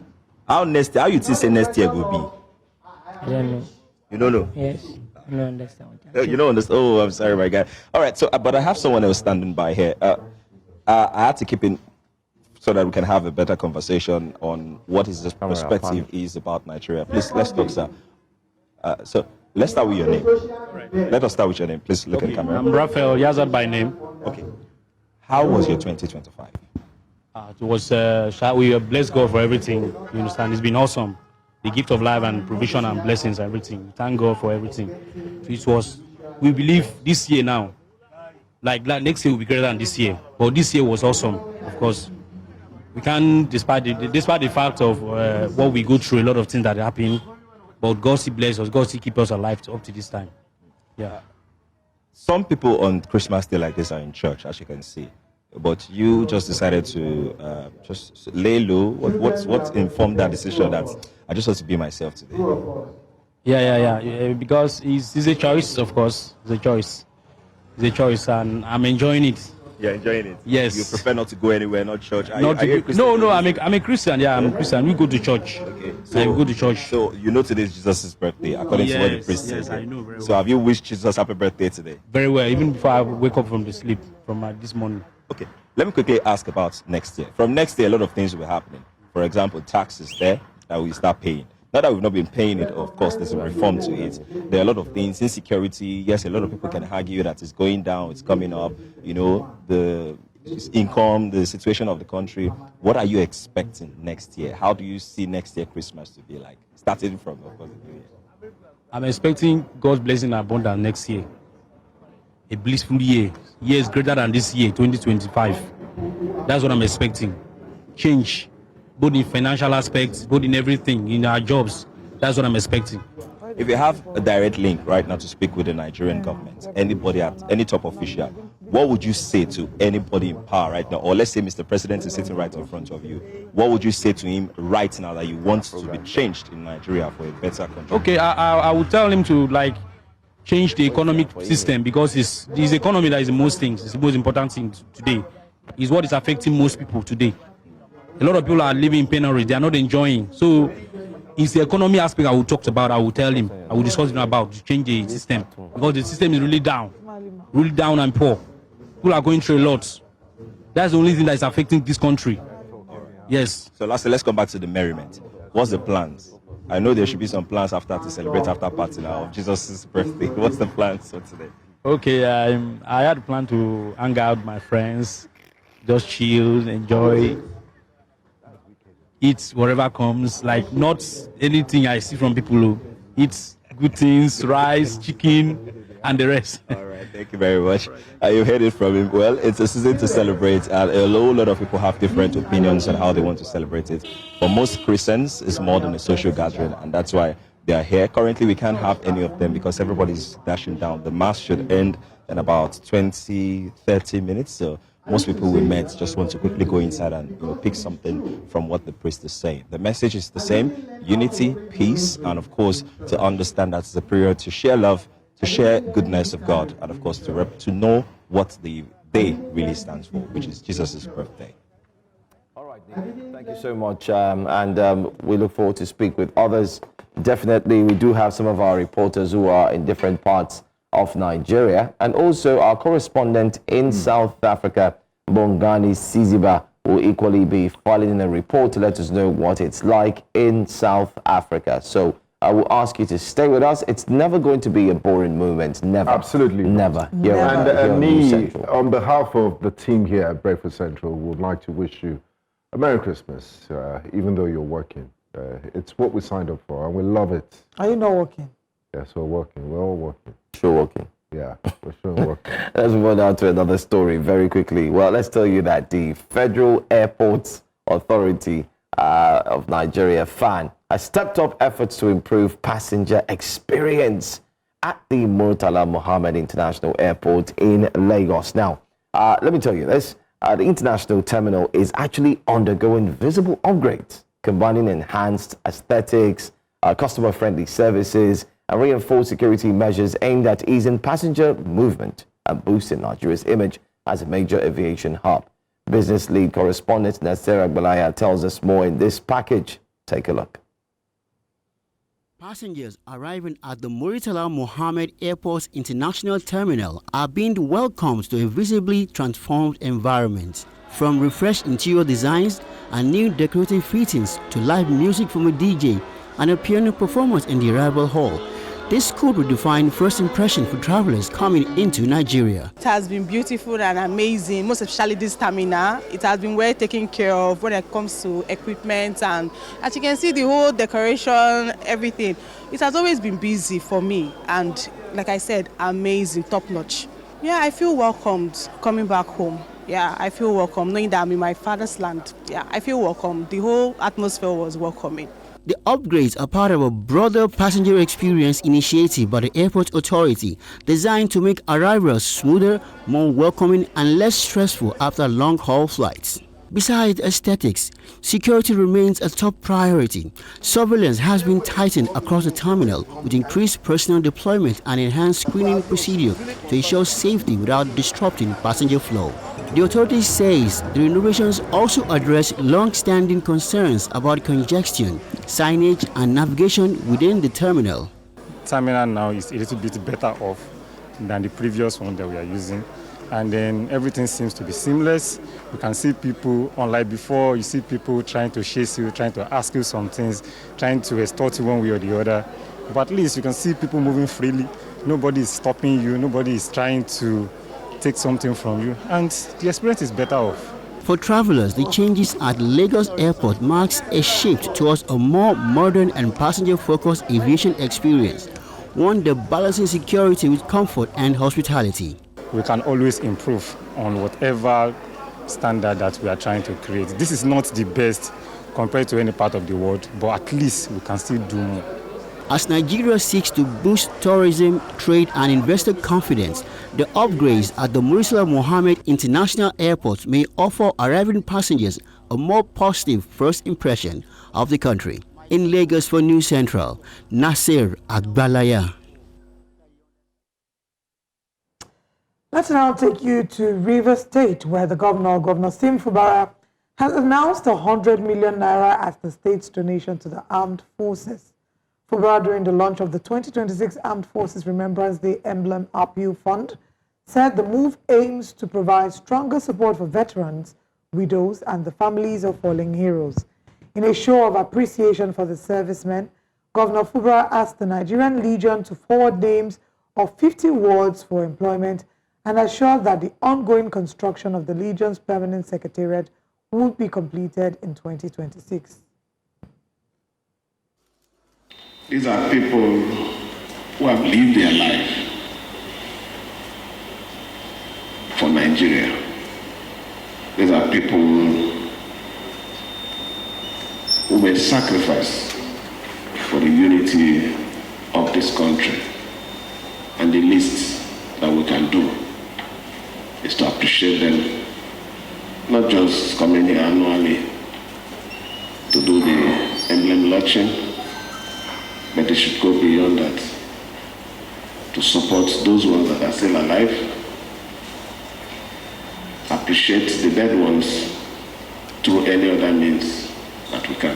It's an annual ritual that we do to support the families of the fallen heroes, to support the ones that are alive, that are considered the casualties for the survival of our country. So I want to urge everyone to ensure that you support this emblem launching for the well-being of the Legion.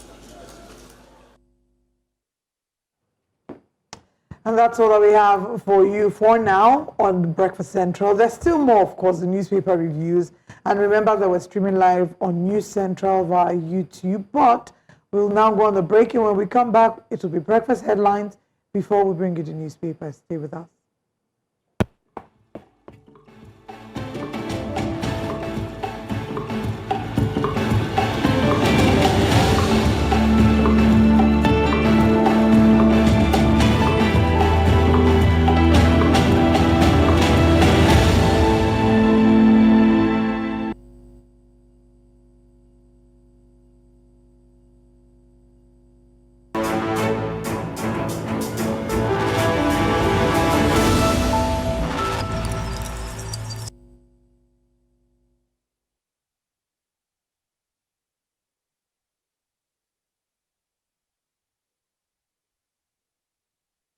Stay with us here on News Central's Breakfast Central. Let's take a look at what the headlines is definitely saying.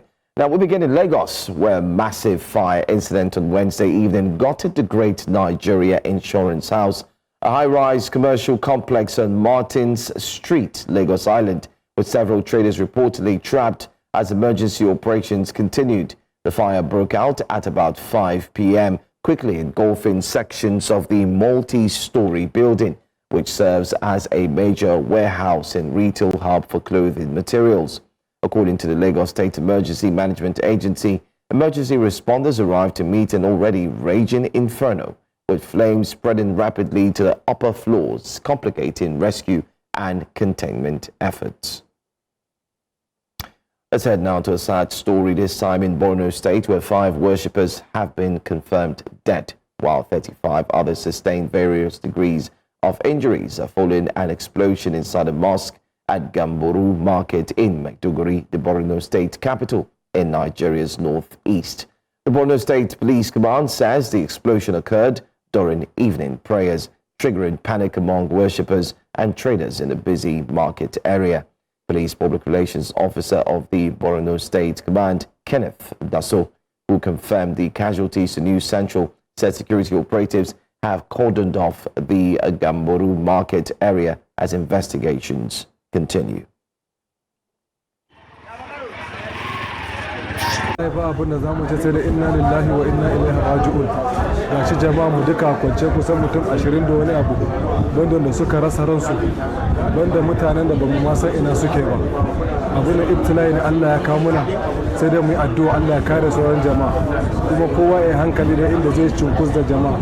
Dama wajen na an fada irin wani abubuwan nan wajen cunkus jama'a nan irin wani abin zai faru, amma dai a kiyaye ma gaba. Allah ya kare mu ma gaba ya rabbal alamin. Duk jama'a kowa je neman halalin sana abin da ya faru, kuma a wajen ibada ne, wajen masallaci mutane suna cikin sau sallah gashi abin da ya faru. The EOD took charge to sweep the area. No other explosive ordnance was found at the scene again. But however, we were able to evacuate the injured victims, which are being taken to UMTH Hospital and Specialist Hospital in Maiduguri. They are currently responding to treatment, but unfortunately, 5 individuals lost their life on the scene.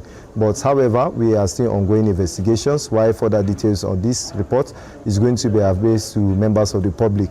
But we also want to call on the good people of Borno State not to panic, as the situation has been cordoned.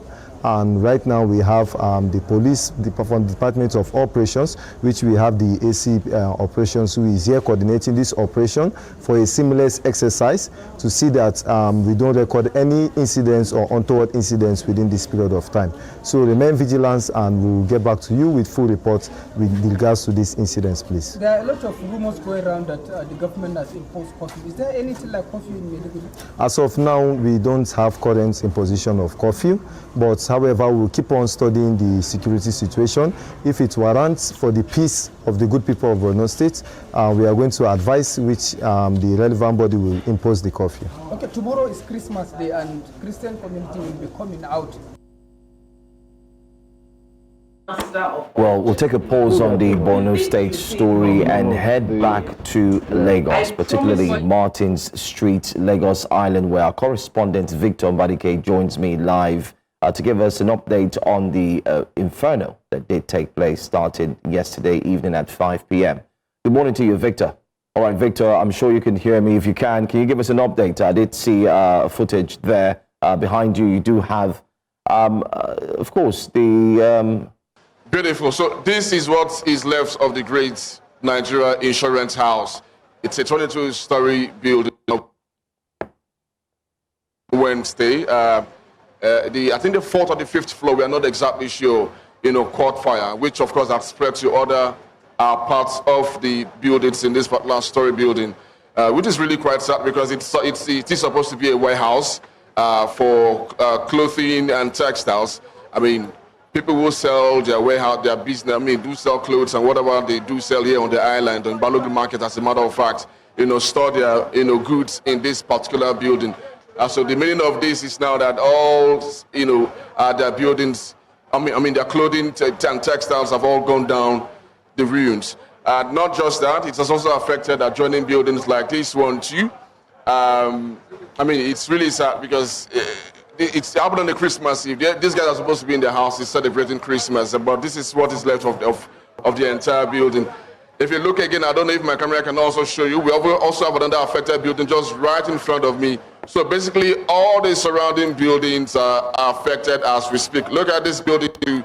It was affected by these fires. So you look at it again, the fire is still not raging as much as it was yesterday, but you can still see, some of them still, raging as you would expect.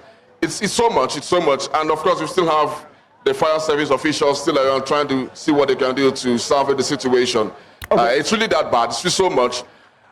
All right, Victor. I mean, this is coming at a time, like you mentioned, when families and traders should be home with their families, spending the holiday. But here they are. They have to worry about the expenses or losing all the products, the goods, and the likes. But were you able to confirm if there was any casualty at all? No casualty at all. So, but what should we say around that people who probably got injured while trying to, save their goods from the shops, trying to run. So those who were running to get their goods from these shops, probably, some fell. So basically just that. But in terms of direct impact of the incident, no, we had no casualties as a matter of fact, which is quite interesting. Everybody, it's a lucky incident. But I did ask, a few persons around me, what could have caused this fire? Although we cannot say exactly what, but they said that it's a generating set, from the fourth building that is, which is the remote cause of that incident. Omodos is here. Omodos, you want to tell me more about this incident? Please come on set. Please come on set. Omodos is here. He's been here since yesterday and all through the midnight and till this morning. He probably has more details to share with us. Omodos, good morning. Good morning. What more details can you share with us in terms of what has transpired here this morning? The only thing I have to say here is just to beg the Nigerian government to increase the more fire service we have in Lagos State. Because actually they were trying. We need more equipment for them to use. Assuming they have a ladder that can go to the 5th-story building, this thing will not get to this extent. You understand? And we have the support of this fire service. Some of this fire service came from Ikeja. Some came from Ikorodu, came from different locations. We only have 2 fire services on this island. You can see one over there. You can see another set of people.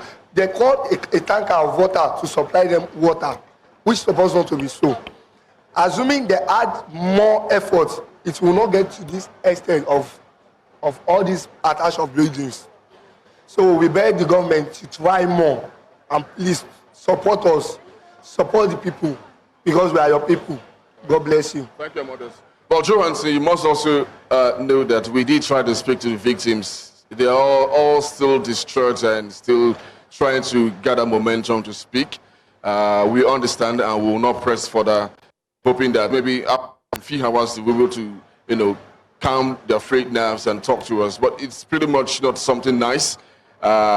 These buildings clearly, all of them clearly have to go down. Once I get the officials to talk to us, I'll let you know clearly, Johansson. All right. Martin Street is on fire, and that's the summary of it all. All right. Thank you so much, Victor, for that update. I was also going to ask if they had cordoned off the area, because I can still see people walking in and out freely within that area. Just to, wrap it up. Was it cordoned off? I could see police officer there as well. It was, yeah. Okay. Yeah, of course, there are security agents here, like the police officers, to ensure that there is orderliness and people do not infringe into the environment of the incident. But of course, the crowd is so much, how much really can they control? You can see a lot of persons who are not supposed to be here are here. I did see some of the security agents trying to wake them up and tell them to leave the vicinity, tell them to leave the environment. But you know how it is sometimes in Lagos. Sometimes you have to use a brute force for them to comply, but they are not. You can see a lot of them turn into content creation. Hopefully, we don't have any more incidents, but it's cordoned off. I wish you could go to the front. That's the entrance of this place. You see that cordoned off mark. But that's what it looks like here, Johansson. All right. Thank you so much, Victor Mbadike, for the update. I could also see the Lagos State Neighborhood Safety Corps there. Well, that's the update coming from Lagos Island fire that engulfed the building and then spread yesterday at Martin Street at 5 p.m. Very sad situation, leaving people wondering what the way forward will be. But away from that story, let's also tell you that the Nigerian Union of Journalists, FCT chapter, has called for the support of the family of one of its members, Sunday Olatuyi, a staff of the Advocate Broadcasting Network, who recently lost his life following a ghastly motor accident on December the 19th. Speaking during the distribution of over 600 bags of rice to members as part of efforts to cater for the welfare of journalists, and cushion the cost of celebration of the festive season. The chairperson of the NUJ FCT Council, Grace Ike, also called for the prosecution of the driver. Sunday was actually meant to be here. In fact, I recall on Thursday, he sent me a message, Chair, how far with sharing of rice? I was like, Sunday, don't worry, you'll be here. Unfortunately, Sunday is not here. This is also a passionate appeal to the employers of late Sunday to see how they can support the family any way they can to throw their way behind the wife who just gave birth to a little baby, 6-month-old baby he left behind. And also call on the road safety, FRSC, to see that those underage children do not just enter the road, just like that without license, driving recklessly. So for us, let the season remind us of renewal, and I wish us... Well, let's wrap things up by telling you that leaders of the Sahel Alliance are meeting in Mali's capital as the bloc takes further steps away from the West African regional body ECOWAS. Military heads from Mali, Niger and Burkina Faso are holding a high-level summit in Bamako focused on security, development and regional cooperation. The Alliance of Sahel States, known as AES, is pressing ahead with its push for regional autonomy. The summit is focused on strengthening cooperation within the alliance, with discussions centered on defense and security, development, strategic communication and counter-terrorism efforts across the three countries. Well, as we plan to wrap up the news for this hour, let's quickly see if we can connect with another correspondent who's joining us live this time as part of the efforts to celebrate during the Yuletide season. Our correspondent is currently at Living Church in Katsina. I'm talking about Jamil, who joins us this moment. Jamil Mabai, good morning to you. Good morning. Happy Christmas. Thank you. So what's the update where you are? Okay, I'm at the Living Faith Church here in Katsina, and the second session of the prayer session is taking place. And, the church isn't yet filled up with people compared to the first session. And the theme for this year is the purpose of birth. And given that today Christians all over the world celebrate the birth of Jesus Christ. And even though, Katsina is mostly a conservative state with little population of Christians, so there isn't anything, like massive celebration happening here in Katsina, but just few, Christians celebrating their Christmas here. And probably by evening, we might go to the parks and see, how they celebrate this year's Christmas. But, this is what has been happening since morning. They're having their prayer session here right now. All right. Well, my final question to you is, since the turnout seems to be very low, Jamil, can you also share with us what the people are indeed saying in terms of purchase, in terms of celebration, and the livelihood generally? Are people really spending as it is? Yeah, yesterday we were at the central market and we were able to interview one or two people there. And as usual, they complain of high increase of prices.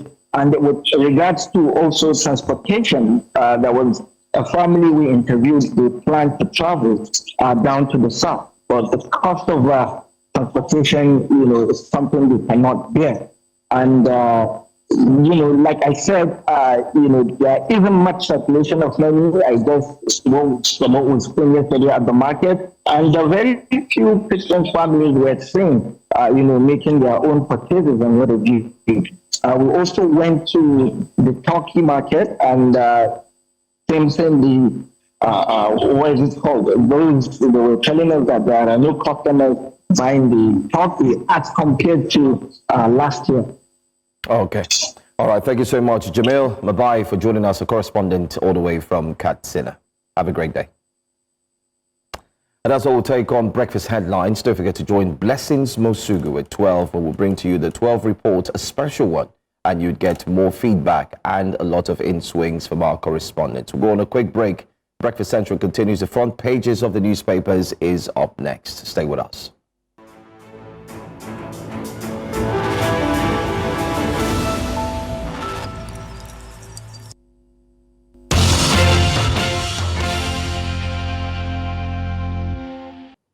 Welcome back to Breakfast Central. Thank you for joining us this morning. It's time for us to review the front pages of the newspaper. We have with us our very own. I'm wondering, came empty-handed. I'm wondering where the Christmas rice is. Abdul Latif Ahmed is here with us. Good morning, Abdul Latif. Thank you for joining us. Good morning. Christmas. Merry Christmas is not for mouth. You come with jollof. You come with chicken. You come with turkey and juice. You have to wait for Salah. Salah, he didn't give me ram too. I did. I mean, I did you give me? We were probably not around on that day, but I came in with a lot of edibles. Is what you call me gaskia. He's a truthful person, and he wouldn't lie on such matters of meat. Okay. We're happy to have you join us. Merry Christmas to you. Now let's start off with the front pages of the newspapers. Yeah. I wonder. I'm sure a lot of the papers will be filled with Merry Christmas wishes. Wishes and messages. Definitely. And then I know a newspaper that in their metro section they'll start talking about. Many men like me because of my shape in Nollywood. When newspapers have dry news days, that's when they're not going to interview celebrities. No, you know the funny thing. Those interviews have been conducted a long time ago. Okay, so you just put them on the list. They say, who did you interview? Okay, bring down. Let's put it. So, but we're not like that. We're news media. We have you covered. We have everything for you. So, but let's get straight to the point. Can we have the front page of this Nigeria? Yeah.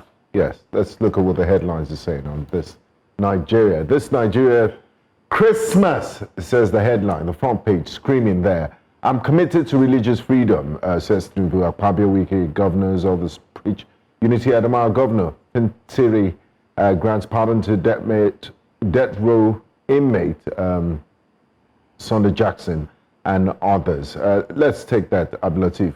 From the Twitter page, the X page of the presidency, wishing Nigerians a Merry Christmas. And Mr. President was also saying that Nigeria is committed to religious freedom. He tagged the President of the United States, who has nothing to do with Nigeria. Was that really necessary from the handlers of the President's official Twitter account?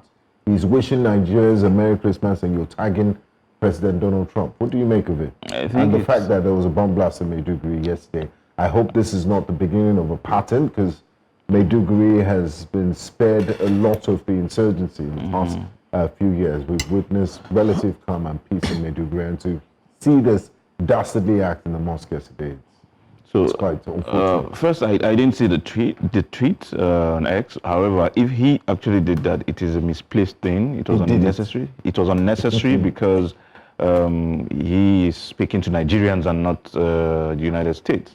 That is one. Secondly, it is sad that we're experiencing this again during festivities, but it's a pattern for terrorists and especially Boko Haram to target the moments where people are most joyous, when people are celebratory and all that. They target periods like this for more effect. For more effect. So while everybody is on the excited side, they're trying to wreak a lot of havoc and emotional turmoil, and pain to people.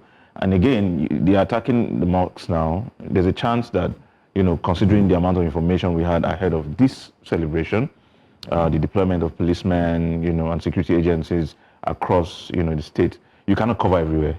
So I'm sure they must have looked at the grounds that are impregnable for them, and then they thought a soft target like the market, like the mosque, was easy for them, and they did what they did. I hope the perpetrators get apprehended and severely punished. We have too many of them who will commit a lot of crimes and then later come to say they are repentant this and repentant that. Left to me, when these terrorists are caught, they should be caught between bullets and shrapnels. Treated like the terrorists that they are, not this non-kinetic carrot and stick approach. Let's remove the carrot. Stick is all that's left. To knock them. Yeah. Because the carrot is obviously not working. Absolutely. I believe we have our correspondent, Sagir Ibrahim, joining us this morning. Good morning, Sagir. Can you hear us now? Good morning, Olive. I can. Good morning, Benga. Good morning. I Joe, wish. And of course, good morning, Abdulatif in the studio. Good morning. I wish, Sergey, that you had heard the behind-the-scenes conversation that Joe was having with you. Absolutely hilarious. He was admiring your looks and wishing you a Merry Christmas. Absolutely. Perhaps he could repeat it for me to hear. Joe, would you like to do that? First of all, Olive, ravishing. You look ravishing. Oh, thank you. I'm blushing. Merry Christmas to you and yours from me and mine. Definitely. Again, please go ahead with your report, please. Thank you very much. Sense jealousy. First of all, it's Christmas. Joe, don't rush me. It's Christmas. Exactly. Secondly, like I said, it's Christmas. The reason for the season is sharing love, unlike what Joe is doing in the studio. But then I'm at the Transforming Church right now. I will be taking you around, of course, to show you what the environment is looking like right now. I would really love to go into the church to show you what the environment looks like. It's a lot of gyration. It's a lot of celebration. And of course, we'll be hearing definitely from some of these members of this church. But before then, I want to show you the lovely looking ushers who are here and protocol staffs who are here. You can see them looking lovely. Merry Christmas, guys. Definitely, I'll be speaking to some of you. Let's start with you. Good morning. Good morning. Yes, indeed, the camera is right there. Good morning. Let's start with your name. Good morning. My name is Luana. You're smiling. Today is Christmas. Tell us. I know the reason for the season, but share with us. Well, the reason for the season is all happiness, joy with family and friends. So we are here together to celebrate the Christmas with our families and our friends. Indeed, definitely. And then, what has the year been like? I would say you have a lovely glow, but then tell us what your year has been like and what you look forward to. Well, 2025 was one of the best years for me. And I thank God to be alive and my family as well and my friends, making new friends and making new clients, and of course making a lot of money too. So I just want to thank God for that. The year has been amazing. Thank you. Thank you very much. Well, you heard it. More friends, more money, and let's switch to the next person. Good morning. Good morning. Yes, Merry Christmas, everyone. Merry Christmas. Let's start with your name. Okay, I'm Promise James by name. Tell us the reason for the season. How are you feeling this morning? Wow, I'm feeling so excited. This morning I just woke up and I was just like putting on a smile on my face, you know, celebrating the birth of Christ and everything is just wonderful. Now, we know church service is on, so after church service, what's your daily activity or your day's activity going to be like? Okay, for that, I think I'll just go out with a couple of friends. Yes, that's just it. All right, then. Thank you so much. Well, Olive, Joe, and of course Benga in the studio. For me, a day like this, I would usually expect a bosom friend of my mom. I call her Mama Celestina because Mama Celestina has for the past 25 years never failed to bring Christmas rice and Christmas chicken. You see those chicken fingers and the feeling that it gives when you're eating it and you struggle with it. I'm really reminiscing on that feeling this morning and I'm missing it. But then I'm out here sharing the season with individuals here in the church. Perhaps I should be speaking to others who are attending right now. Good morning. Yes, we are live on News Central at the moment. Perhaps you should start with your name. My name is Greg. Okay, it's Christmas Day. Tell us how you're feeling this morning. Don't worry, I'll hold the mic for you. Everybody, it's quite amazing. It's a great day. Everybody should have joy, should have fun. And coming to TTC again, where everybody are vibrant. For sure, it's going to be a vibrant and a very colorful day. All right. It's a season of sharing love. What's your advice and what's your call to not just Christians but also individuals across the world this morning? As you are sharing the love, don't overshare it. Share it with Christ. Let it be a source of Jesus Christ inside. Thank you so much. Thank you. Merry Christmas. Well, guys, I really want to go on and show you guys more of what's going on here. But then let me take it back to you in the studio to respond. Ask the name of that last uncle that you just interviewed because that really is the cocoa of the matter. Jesus is the reason of the season. You saying you are celebrating Christmas and you are going to commit sin. Is Jesus there? Did he send you a message? True. And drinking and driving too. It couldn't have been better said, Olive. And also to add to the fact that you're the only person who thought it necessary to wear red and white in the studio, signifying the Christmas colors and the Christmas symbolism. What is this? Olive. Benga, Joe, you guys have to catch up because you're slacking, guys. Thank you, Sage. Don't worry, it's fine. I mean, it's one of those things. Being the only lady on the set, I have to represent even when my men are very extremely conservative and they are mature. You know, they are elderly men. They are mature in age. Okay. Sage, thank you. Good one, Sage. And I hope the next time we speak to you, you'll be News Central correspondent in Sambisa Forest. What is good for the goose is good for the gander. But then, Merry Christmas to you, Benga. Merry Christmas. Merry Christmas. Okay, let's go back into the studio and go to the front pages of the papers this morning. It's such a joy to see Christian faithfuls around the country celebrating, and basically, no matter how bad things are, that there's just an essence of joy that people are trying to hold on to. Yeah. On the front page of this Nigerian newspaper, President Bola Ahmed Tinubu says, Christmas, I'm committed to religious freedom, says Tinubu. And then we see the riders there. Akpabio Wike, governors, others preach unity. Adamawa Governor of Interior grants pardon to death row inmate Jackson and others. Christmas came early for Sunday Jackson, whose issue has been discussed not just here in Nigeria, but also on the international scene, with U.S. Congressman Riley Moore speaking about it and using that as an example of how, you know, he referenced Christians being targeted, according to him. Now, Christmas Eve mosque blast kills 5, injures dozens in Maiduguri. This is really sad. Yeah, it's a painful one. Again, we are hoping that those who perpetrated this crime will be apprehended and punished. There has to be serious penalty for such, mischievous behavior. I'm hoping that one day we'll wake up in Nigeria to not hear this sad news anymore, because it's really disturbing that people would attack, people who are celebrating. I mean, for no just cause. People are just there, in their places of worship, and then they're being attacked. I hope we'll wake up someday and not have to contend with such negative news.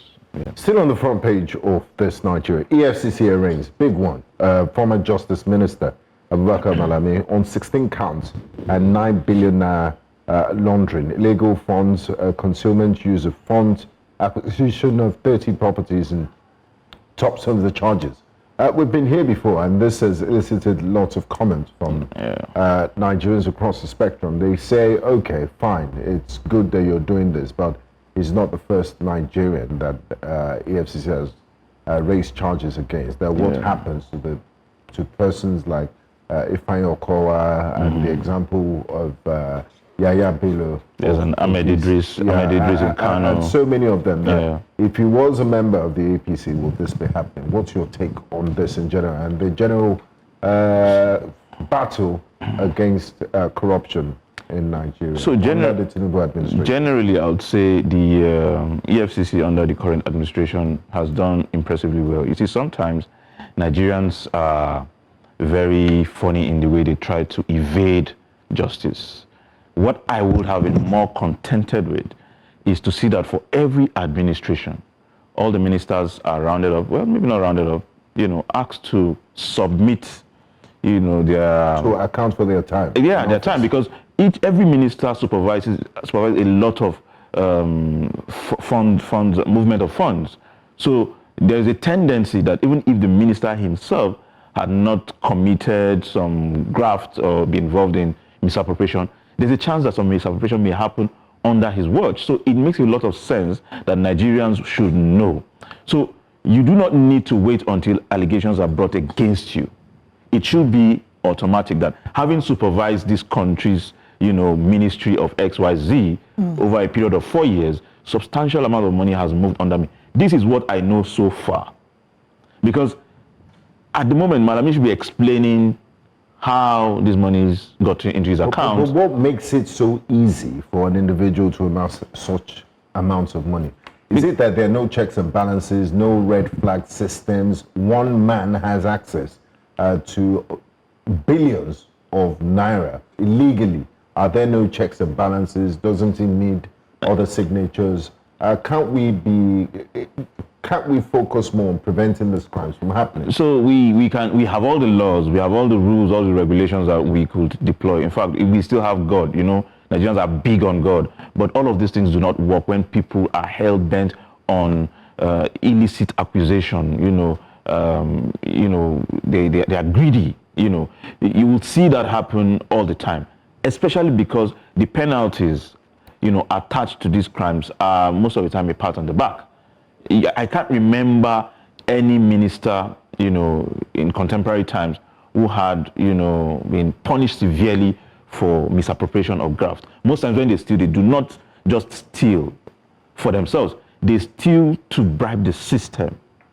For example, the guy we talked about, the former Accountant General of the Federation, yeah. You'll assume that somebody of his learning, pedigree and all that should not be found, in graft. But about 80 billion was traced to him, unexplained funds. In fact, Nigeria now, we should see public officers and say, you know what, I'm not sure if this guy is living within his means.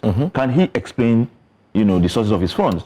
The reason being that this guy who has been in EFCC custody or whatever since 2022, we're in 2025 and he's still alive. He's not been prosecuted. I mean, we do not have any clear proof of what has been done to him. Why do you have to take 3 years to prove that someone has misappropriated funds? There should be, in fact, and so it boils down again to our budget performances. Most times we do not care, we just hear big figures and we don't care about the performance of our budget. And so next year it rinse and repeat. Exactly. And then there's more, there's demand, the budget will be blown higher, but you're not even asking, how did we, perform with the budget from the previous year? And there's even legal obligation, there's a legal obligation on them to have a presentation, the performance of the budget, the presentation of the performance of the budget. Absolutely. Quarterly, to let us know that this is what we have done, this is how far we've come. Exactly, because if you do that, in fact, on a monthly basis, not even quarterly, we'll be able to track almost everything and say, whenever the rain begins to beat up, we'll say, this is where it happened. But when you keep mute, people are asking a lot of questions, people are writing letters, requesting FOI and all of that, and you keep mute for years, and by the time you're done, you're leaving government, there's a lot of gaps that we cannot plug. But if you are updating a lot of Nigerians are smart enough to listen and say, you know what this minister has said varies from what has been requested or varies from what has been appropriated. Can we reconcile? Can we explain this gap? And then you have to, in fact, the reason why you are leading people is that you have agreed to lead and be subjected to questioning. You shouldn't be the one to lead and then say, okay, why are they calling me? Just because, the former attorney was supervising the EFCC. Now the EFCC is calling on you. You do not need to wait until the EFCC calls on you. You should be able to say, as the attorney, this is what happened. I mean, he was supervising the repatriation of Abacha loot. But he was accused like a year after his coming in that, he has his hands in, there's so much money flying around in the system that you would wonder if they can really be accounted for. Take a look at the situation and why we're still borrowing. So it doesn't make sense. If we go back to the recent comments also made from this current administration, there were comments that we've attracted $30 billion into the economy in terms of investment. There's also the customs have made over 20-point-something billion naira. They've surpassed their mark. There's also monies that also caused a little bit of discrepancy between the Minister of Finance and, of course, the President, where he said we have already met our target, and then he said, oh no, we have 30 trillion left, we only made 10 trillion. So there's a lot. Because of lack of accountability, we may continue to see these instances continue for a very long time. But I'd like us to look at this next story. The Christmas Eve blast that has killed and injured dozens in Maiduguri. That story came as a shocker yesterday because so far so good. We've seen the Borno State governor, whom I want to say, what we say to you on Breakfast Central, we applaud. We applaud his hard work, not just as one who's a governor, but one who has put in effort. We did show the video. News Central was there to cover the entire incident live. Reporter Mari Kirawa also showed the video of the hospital. We could see that the medical facility, it was well lit. There was light, movements, things were happening, and so on and so forth. But What does this portend again for the northern states, looking at Borno in itself? So, Governor Zulum has been someone who has been working quietly. You will see that he does not believe in, making a lot of noise in the media, but on ground, those who live in Borno State will tell you that there's a lot happening, there's a lot on ground to show governance. But you see, when you are in a state where some people are hell-bent on reversing every progress, every achievement of yours, it will not be surprising that they will keep coming up with stuff like this. What is most important is how we go after them. When there's a terrorist attack, how do we comb the forest? How do we, snoop around to get those who were involved, those who gave information, those who assisted in any way? How are we able to hold them and penalize them? That is what will discourage the next set of people who would attempt to do such a thing. Okay. Yeah. I want us to quickly go to the Guardian newspaper. We have a few minutes left to the end of the show. Power crisis lingers into Christmas as output averages 3,000 megawatts.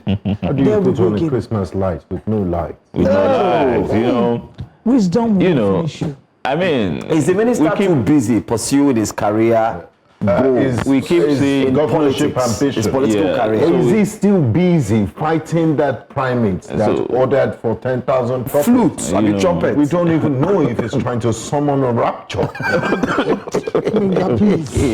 Anyways, I mean, we've been struggling with this thing. I mean, Nigeria's intractable power crisis.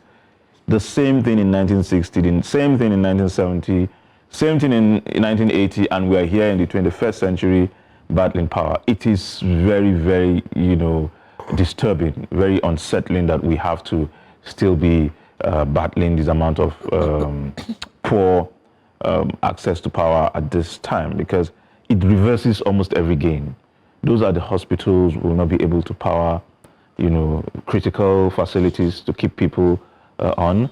Those who need it for their SMEs, those who need it for their industries will not be able to do that, because it will cost us too much to rely on generators and alternative power supply. So Nigeria has to do something really. I don't know the economy, the corresponding effects. Yeah, and I don't know how we have to go about it, but I think each state should be able to generate its power and basically deploy it to the state, because you do not have to wait for a centralized system where you all rely on something that is unreliable. Let each state generate its own power and then power, the people. We have a good story there on the Guardian.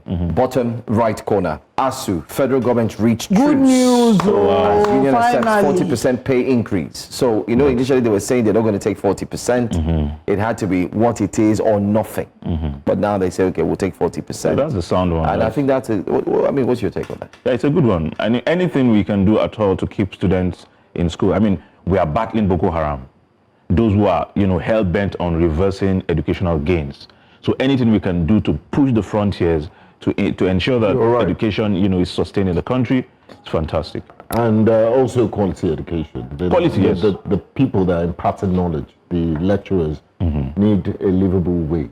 Absolutely. For them to be able to carry out their duties.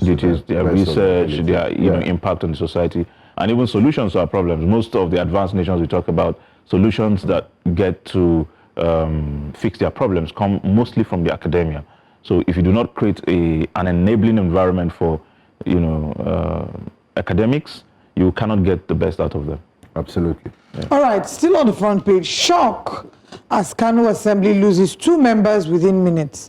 So this was a very, very sad story to read up about. The deceased lawmakers are Honorable Aminu Saad Ungogo, who represented the Ungogo constituency, and Honorable Sarki Aliyu Daneji, who represented the Kano municipal constituency. Their deaths were announced within an hour. The first one was announced, and then the second one.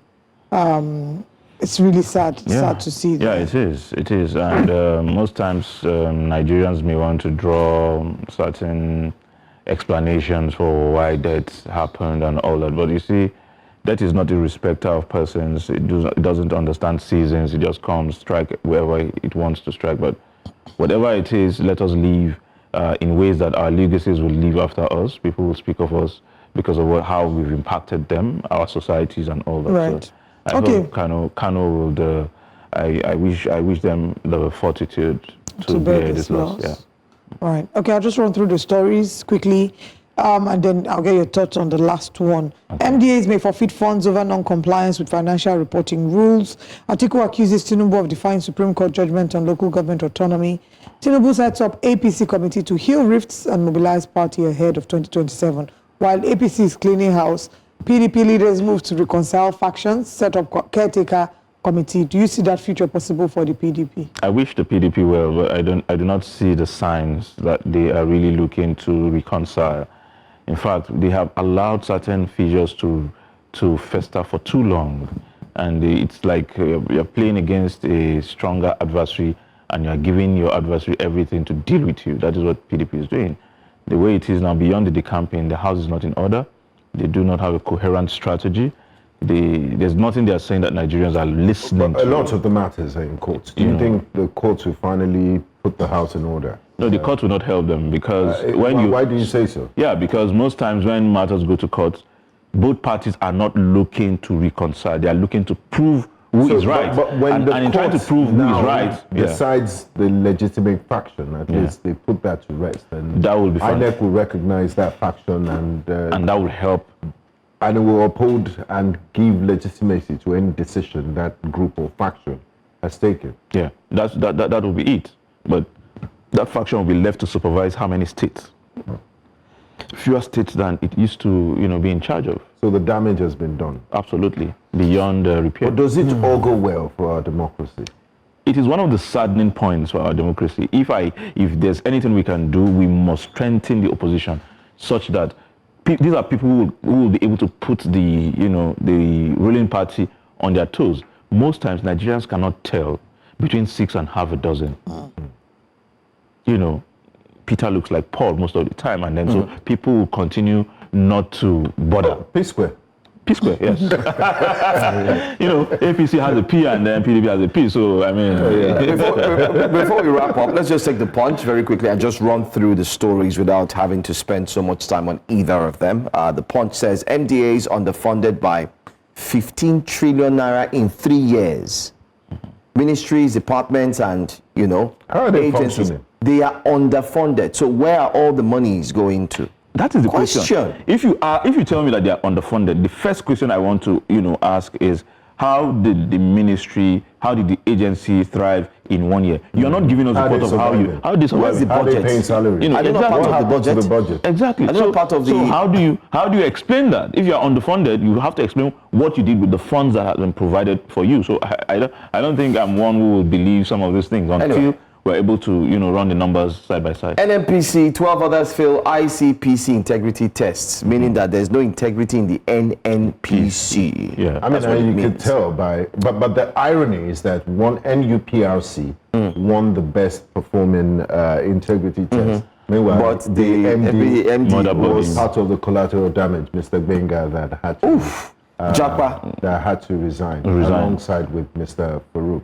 Ahmed. Yeah, well, these things are not cast in stone. Well, NNPC started something with the Ojulari, the new guy on board, releasing details of the financial situation some level of transparency. But that does not mean it has achieved that level of transparency that Nigerians will be comfortable with. There's more that needs to be done. For example, what's up with Milikari today? Okay, EFC invited, and all of a sudden there's silence. When you do not answer these questions, it leaves a lot of questions. My question is, how come the EFCC is so fast in the case of Malami, but not fast in the case of Milikari, the White Lion, and so on? The speed in which... Good question. Yeah, that's a good question. Tomorrow is Boxing Day. Yes, we'll unwrap that question. We'll leave it to our audience to decide. Thank you for joining us for our Christmas edition of Breakfast Central.